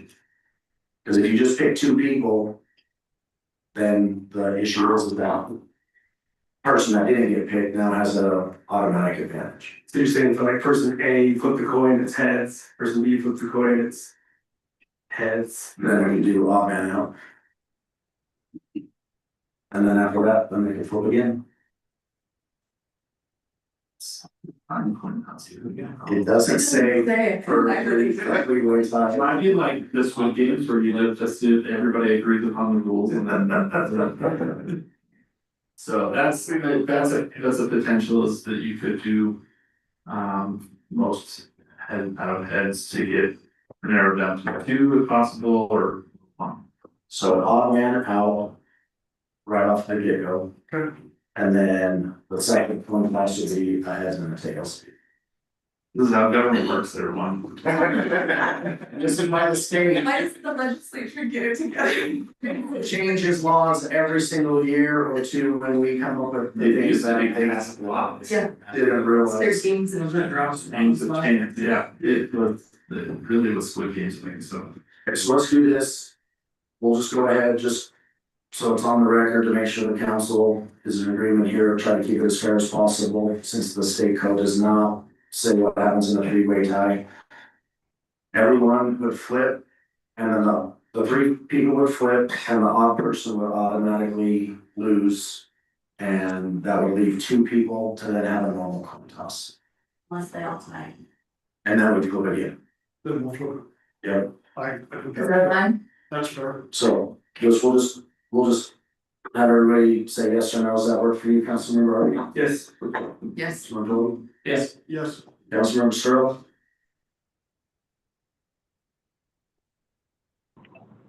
Yes. Okay. All right, so let's go ahead, have the three people come stand up, face the audience. We'll have our city recorder and our assistant city recorder be the witnesses, and Let's do someone right to step yeah, let it fall on the ground. What if it hits something? Chief Wilson, general stand in for Sam, since you've already done for Sam. Yes, okay. And then you guys can all inspect the coin, and remember, in the first round, you're all gonna flip, you're gonna let it fall on the ground. At that point in time, whatever's the odd person is gonna be out of that round. All right, then turn around so that everybody can see the flips. You guys can back up towards us a little bit, give you guys. Rangers looking inspecting, to refine the. Go by it, right? Heads? So that's a Clinton City Yes. logo, okay. Yeah.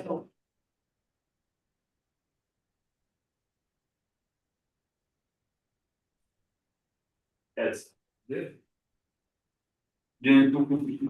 Okay. Now between the two? Yep. Do we? I guess so, one can choose if they wanna flip and the other one can choose what it's gonna be. Yeah, that sounds fair. Go ahead.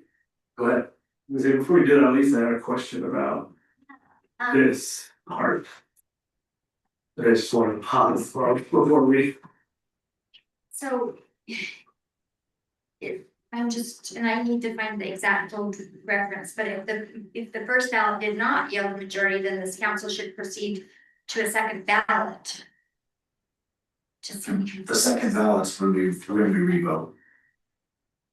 That's, we have to still narrow it down to two, so, I'll read the vote provisions, so everybody's. You want me to, I've got it Yeah, here. If the initial vote, that's the one that we first took, results in a tie for second place.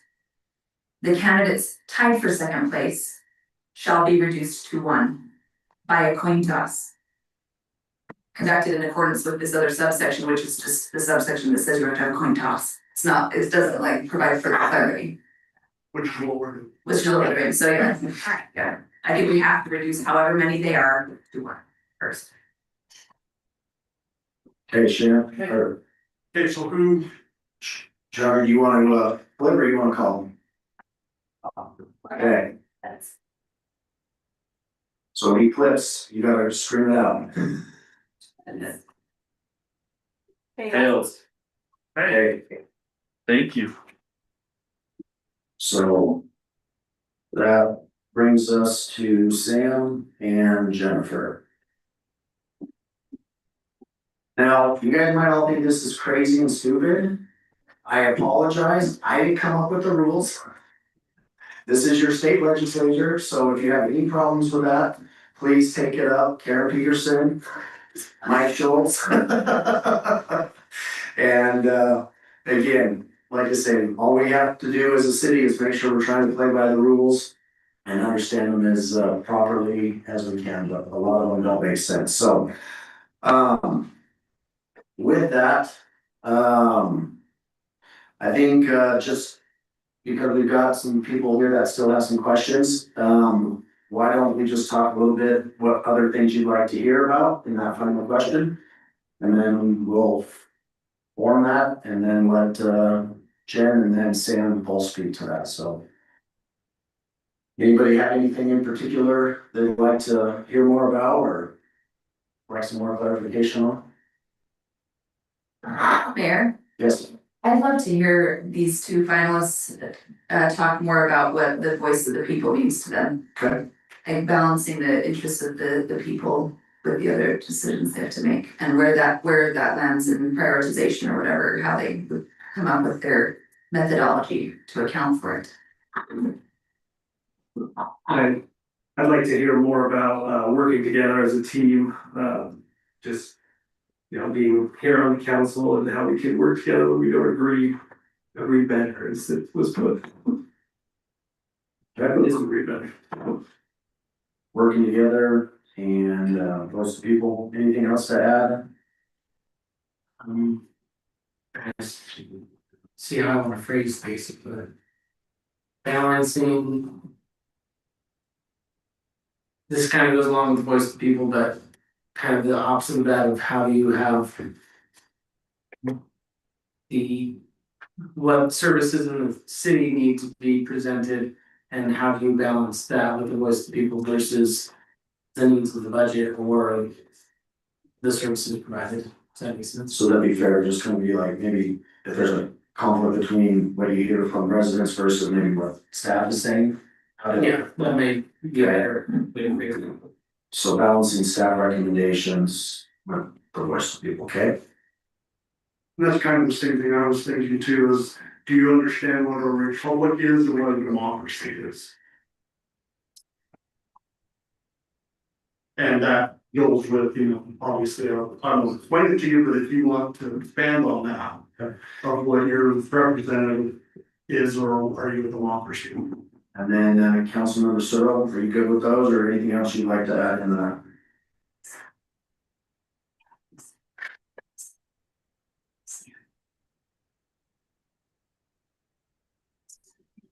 Dana? Sorry, Mayor, I was having a difficult time hearing. That's fine, so far we have, Sorry, so. Sam just sent a message, we need to ask Sam. So, I'll read that, Jen, he just sent it to me as well. did he, okay, so Yeah. he hasn't been able to hear, and so I've been keeping him up to date over Messenger, and he just sent me an important message, so. Sam messaged in, I handled this, so I had to step out and talk to our legal counsel. Will you please let them know that because I want the best for Clinton, I believe that Jennifer and Chandler are better candidates than I will draw. So, let me call our legal counsel and see if that's something that we can do. Make a motion and vote. Can I do Can do that. he sent this, 7:35. yeah. 785. Now, remember the city council can make a motion and vote if they to allow withdrawal. So if that's the case. I mean, it seems legit to me, like if he's Yeah. withdrawing, he's withdrawing. Let me. No different than resignation, if he physically said it. But that one requires a repositive point. Yeah. If he just resigned. Yeah, because he's won, so now he resigned Yeah. or pulled his vote, not the Yeah. issue. Because the first one was your out. Oh, leaving it for Jen, you can, Yeah. oh, instead of. Yeah, because the point toss is gone. Yeah. So as far as it goes. Yeah. He's resigned, he's pulled his nomination after the coin toss. In my opinion.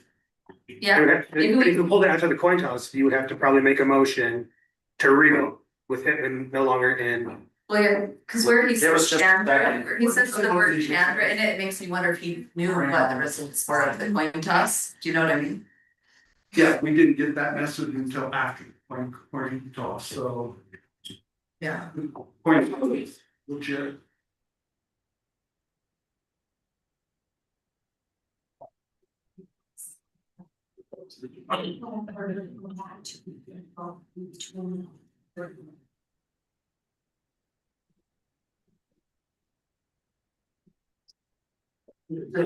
Hard for us to just delay, because we don't know when these trains. Well, like what he knows.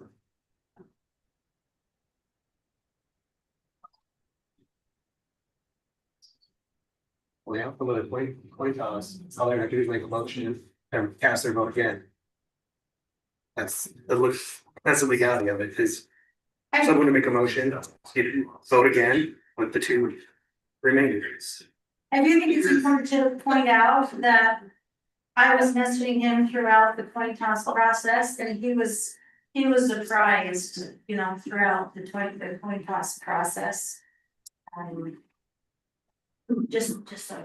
So just so you guys know, one of the ways we save money in Clinton is we don't have a full-time attorney on staff and at every one of our meetings. So that actually saves us quite a bit. And when we're talking about how to protect the budget, what things we can cut, that's one of the areas that we don't have. Typically, like other cities, our legal counsel here every single meeting. So he is currently in another city council meeting with another city. But the city manager is in communication with him. We're gonna hopefully be able to bring him in align with that and just make sure, he feels comfortable. The last thing we wanna do is have some kind of a suit against the city over something like this. And so we just wanna make sure everybody's understanding of what's the best way to move forward. So I think Jen brought up a good point too. Apparently, she's the guilty culprit of starting this whole issue. Texting him, but No, like cooperate. nevertheless, you were saying, as mayor came back in, that you were keeping him apprised during the coin toss. Yes, sir. And he did not respond and withdraw until after the coin toss. Yes, sir. Okay, just wanna make sure.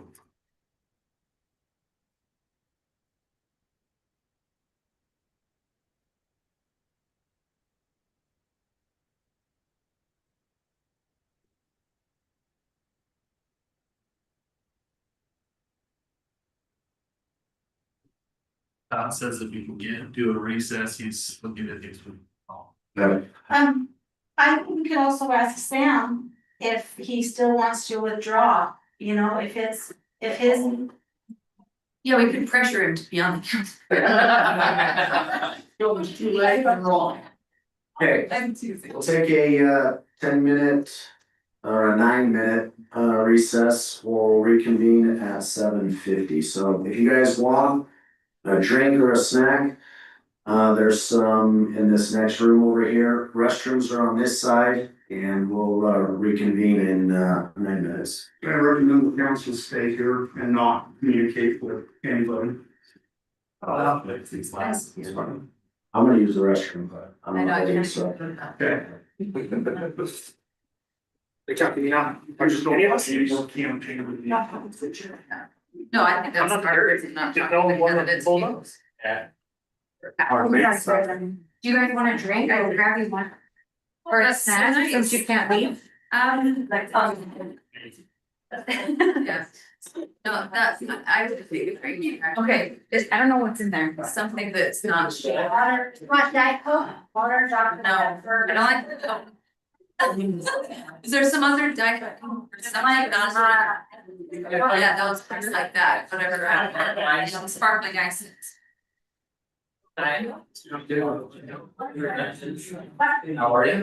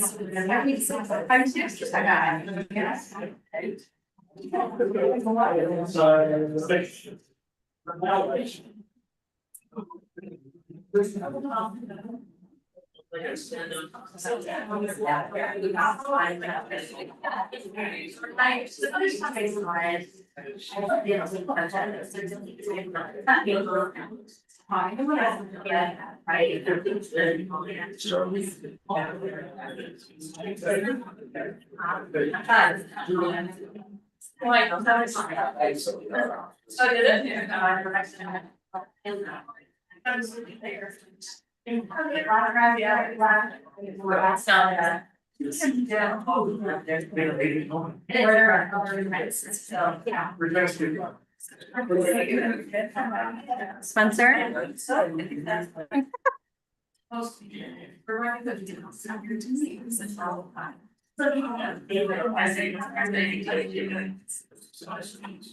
Okay, thank you all.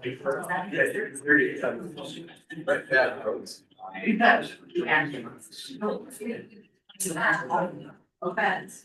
Yeah. Well, we have to go.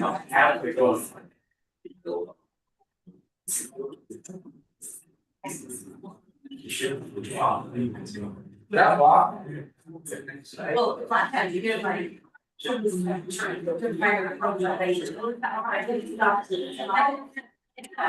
place.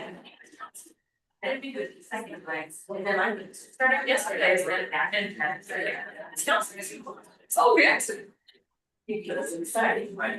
Very nice. It's one of shot. It was like a quick. One night I was like.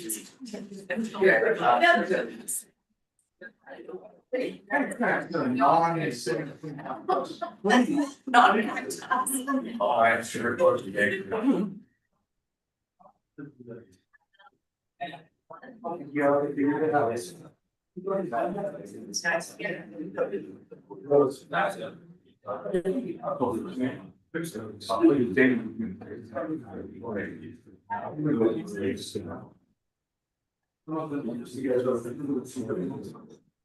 Yeah.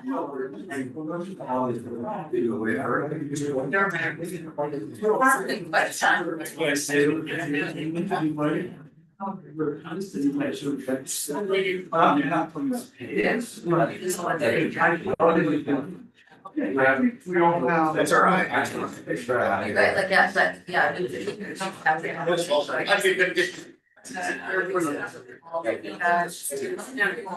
Cause you wonder, like, are they gonna extend it there or? Yes, yeah, no, I forced to say, yeah, that's. Actually, that's. But speak that to the friend hard to control, she's not very, we're reminding him. I worked in the city. Oh, yeah, you will say so that person is a model. I think it's not good for months in a row. Yeah, we can have that. Yes, so the city, but some law is like, yeah, there are other business. And I think we can have some greater. Why do it? So they were, it was like I said, it's already. But I should have got help. There wasn't seen them. So we have to go. So I say it's house. We have to go to your help, but you're. So. Yeah, so it's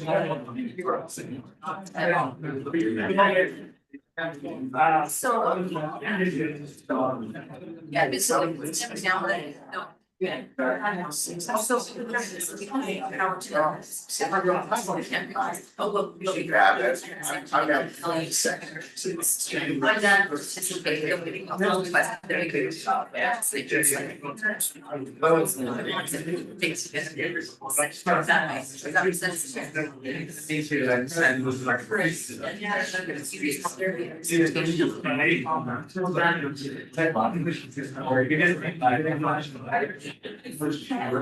It's great. I'm gonna go from.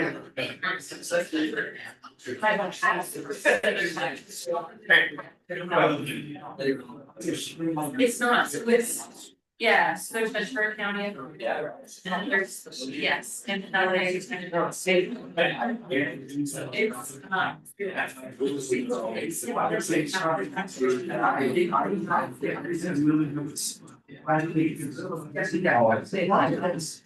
we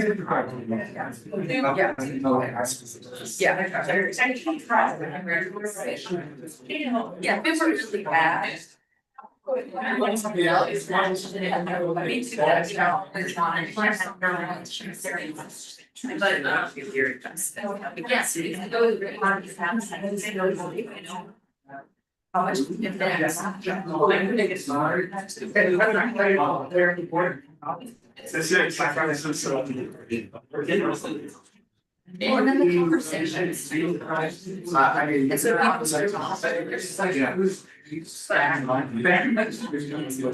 last year. No, absolutely. That's a good point. It's an interesting side.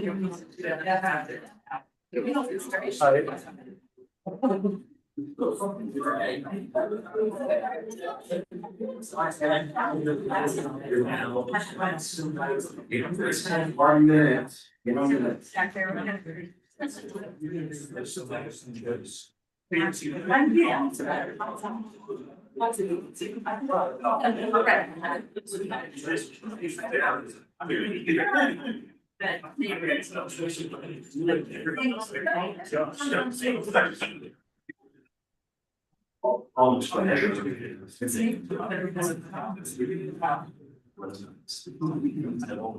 Alright, everyone wants to take their seats, we'll get started again. Oh, this is gonna be shenanigans. That's smart, especially because of 30 years. I just love this.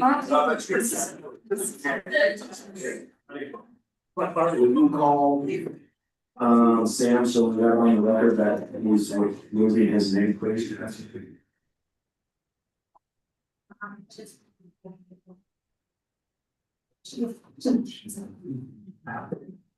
Alright, we're gonna bring Sam Macias back on the line. We know we have some text messages to a couple of people, but just because this is the public and we want things for the record. We're gonna bring Sam on the line and just confirm that he's withdrawing his name for consideration. Okay, if you want to just let the audience know your decision. Yeah. Okay, now here. Hey Sam, do you mind just stating your first and last name for the record? Yep, Samuel Macias. Okay. And then will you go ahead then and tell us if you're wanting to still be considered or if you're withdrawing your name? I will be withdrawing my name. I believe the other two candidates are better for the city. Thank you. That was a very noble thing for you to do, and we appreciate you giving us the heads up on that. So thank you, Sam. Moving forward. Thank you. All right, so moving forward, because we were in the middle of the coin toss, unfortunately, because Sam has withdrawn his name, it's not his decision to pick who he wants to replace in his spot. So what we're gonna do based on our legal counsel is we're gonna start the coin toss over again. However, it's no longer a 3 coin toss, it's now just a double coin toss. And it'll be between Ty Moore and Chandra Weisbecker. So with that, you two get to come up, since you're now professionals. We'll have you inspect the coin again. And then we'll reverse it, so then this way, just so it's fair, The next person gets to flip and the other one gets to call it. You guys ready? So I'm calling it. You're calling it, she's flipping it. Okay, do we wanna have the whole audience count down? 3, 2, okay, here we go. Count down from 3. Ready? 3, 2, 1. Heads. That was like. It's heads. Heads. Okay. Tie. Congratulations. Stick around, who knows what will happen next? Okay. All right. So we've had an opportunity to talk amongst the council as far as things they'd like to hear. We basically got 4 points. Voice of the people and how you balance decisions. Along with that, we have working together as a team. Republic versus democracy. And the last is balancing staff recommendations with the voice of the people. Councilmember Searle, are you okay with those questions? And topics? Yes. Okay. Since there's 4, you don't have to use all 4 minutes, but we're gonna give you guys 4 minutes each. That way, you know, if you wanna take a minute on each or focus on another, we just don't want you to feel like you're gonna run out of time. So we'll do 4 minutes and,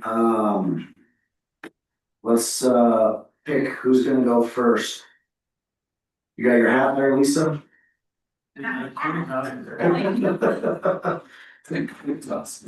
guess we only need a how to coin toss then? Well, We pick only one I was person. thinking of a number.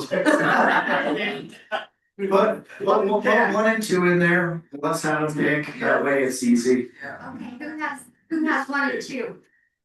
We can just make a new 1 and 2 if you want.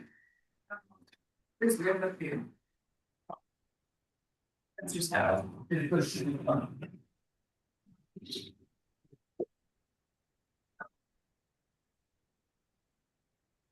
And make sure they actually say 1 and 2. I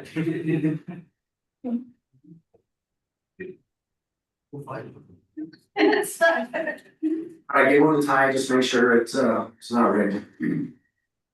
I have number 1. Okay. I have them too. Okay. All right, so again, 4 minutes, please, talk about. How you balance the voice of the people, in your decision making, working together as a team, balancing staff recommendations, and then the Republic versus democracy. You can do it in any order and go with anything you want. I will give you guys, you guys need 4 minutes to prepare, or how long do you guys? You're good? Okay. Therefore, you got 4 minutes, get 4 minutes to prepare. Okay. 1 second, let's get timers ready. Okay, maybe I have this one going. You got that one? All right, I'm gonna put 1 on my phone too, just so I can make sure and pull up the slides and right. That's a question, just for clarification, just so I, because I was reading this, and it says under the subsection, the coin toss required under the subsection shall be conducted by the municipal clerk or recorder in the presence of the municipal legislative body. He's not one of those. She is. Right. And so it's in accordance with her, so she's supervising the coin toss. I guess I don't understand how that would work, so. So, Oh, cause it said conducted, so that's not. supervising. Okay, all right. Jen, you ready? Yes.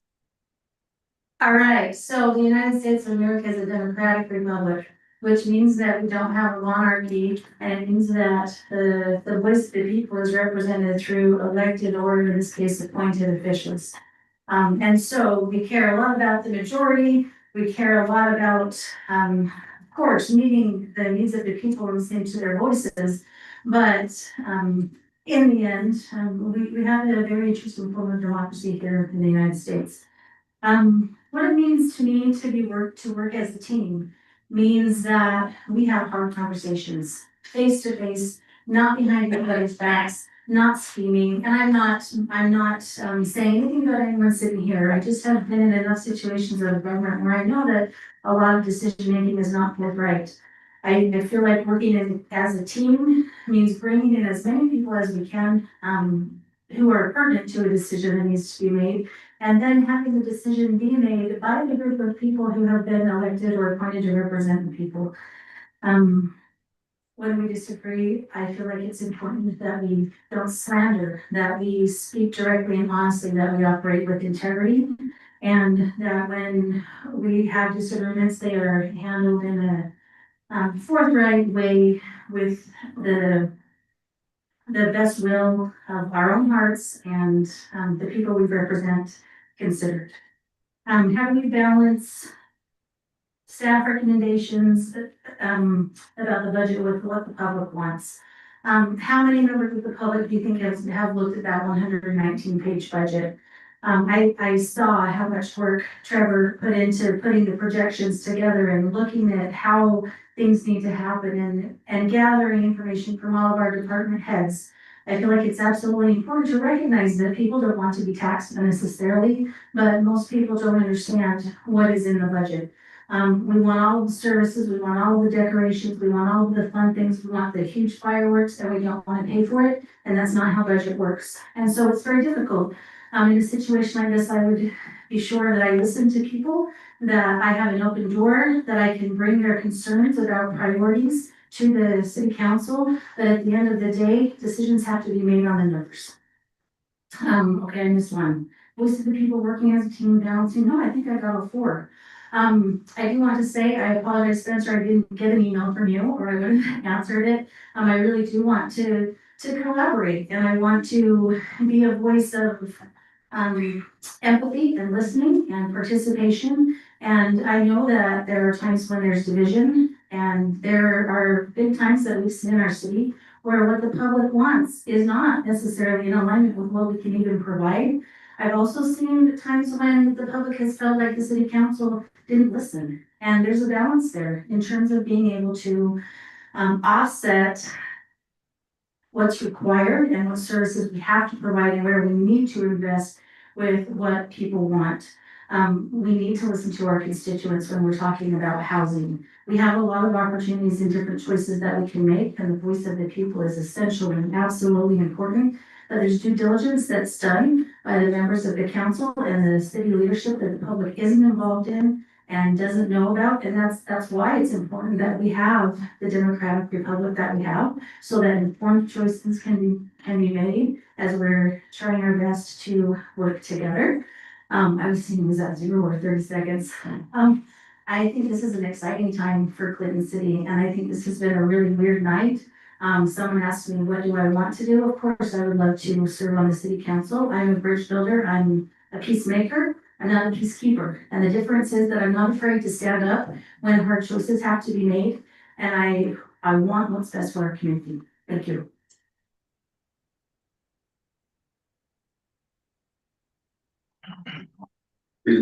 Withdrawals. Trying to think more consternation today. All right, so looking at these requests and what you're all looking for, to me, all of these things boil down to the same exact thing, which is communication and trust. Every one of these topics rely on both of those things. Working together, you can't work with people if you don't trust them. If you don't trust that they're going to be honest and be the same person to you that they are in your face as they are the next person next to you. And one of the things that I always strive to do and be is I'm the same person no matter who I'm talking to. I will tell you exactly how I feel, even if I know that you don't agree with me. Now, I'm not going to do it in mean terms and explosive language or anything like that, but you'll know where I stand, you'll know who I am, because I try to be that same person all the time, so that you can trust where I'm coming from and what I'm doing. And with any one of these Republic versus Democracy, Voice of the People, and staff recommendations, I think all of those have been considered an issue here in Clinton recently, and all of it comes down to communication. Whether it is what staff recommends versus what the people want, sometimes it is just needing to sit down and communicate with people to help them understand the processes, help them understand what's going on, and help them understand why a decision may be being made. I also believe that with working with the people and the voice of the people that is the responsibility of a public servant. You are here to serve the public, and you are here to do what they want. Yes, we're a representative government, that's why you all have been elected where you are, and why there's somebody that's gonna be appointed to be the voice of the people. But it is each and every individual's responsibility to learn what the voice of the people is, so when they're sitting in that seat, they are being the voice of the people. They are representing the people to the staff of the city, as well as to the community at large. And I believe that those don't always have to be in contention with each other, and that they do not have to be something that is causing consternation and issues within our city.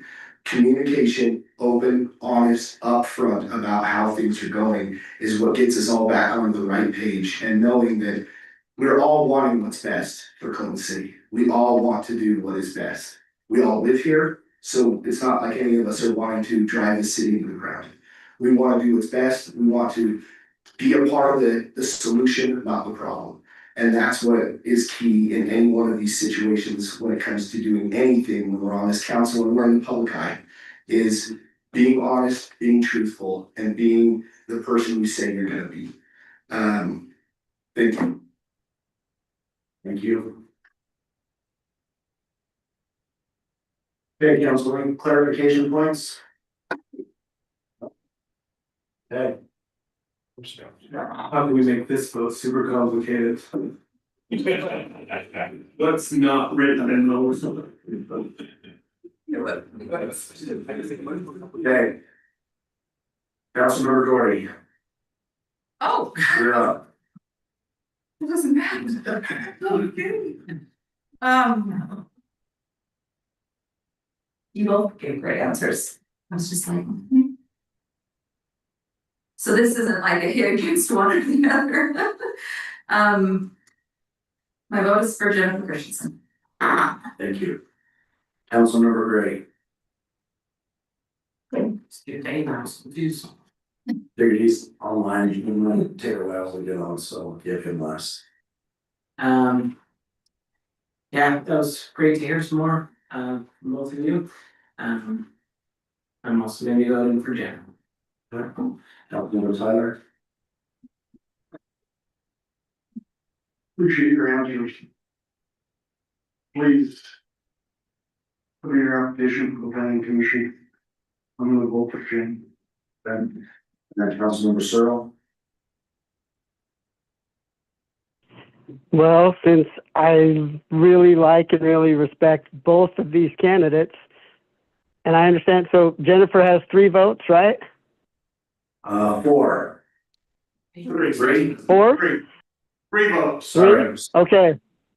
Well, if she's gonna win anyway, congratulations, Jennifer. I vote for Ty. And then did you vote, Councilmember Harvey? Oh. Sorry. I know, I was gonna go around and then leave Dave for the since he was online, but that's how I got off, sorry. Councilmember Harvey? I'll vote for Jennifer. Okay. All right, so that's a 4-1 vote, and Jennifer, congratulations on becoming the next city council member. And to all those that participated tonight, thank you again on behalf of Clinton City. What? Oh yeah, I don't think we need to vote. No, or do we do the oath tonight? No, No. I mean, we can, but I didn't have. Let's wait till her family. Yeah. Okay, yeah. But do we need to actually make a formal motion? Yeah. Yes, Okay, Mr. Mayor, I'd like to make a motion that we formally appoint Jennifer Christensen to serve a 2-year term. Well, from now to the end of Councilmember Gray's vacated seat's term on the City Council of Clinton. December 31st, 2027. December 31st, 2027 is the end date. Thank you for that motion. Is there a second? I'll say. Okay, any further discussion? All right, Dane. How do you vote for Yes. that motion? Yes. Okay, Councilmember Gray, Yes. Councilmember Tyler, Yes. Councilmember Harvey, Yes. Councilmember Gordy. Yes. Okay, that motion is unanimous, and again, congrats, thank you everybody that was here, participated tonight.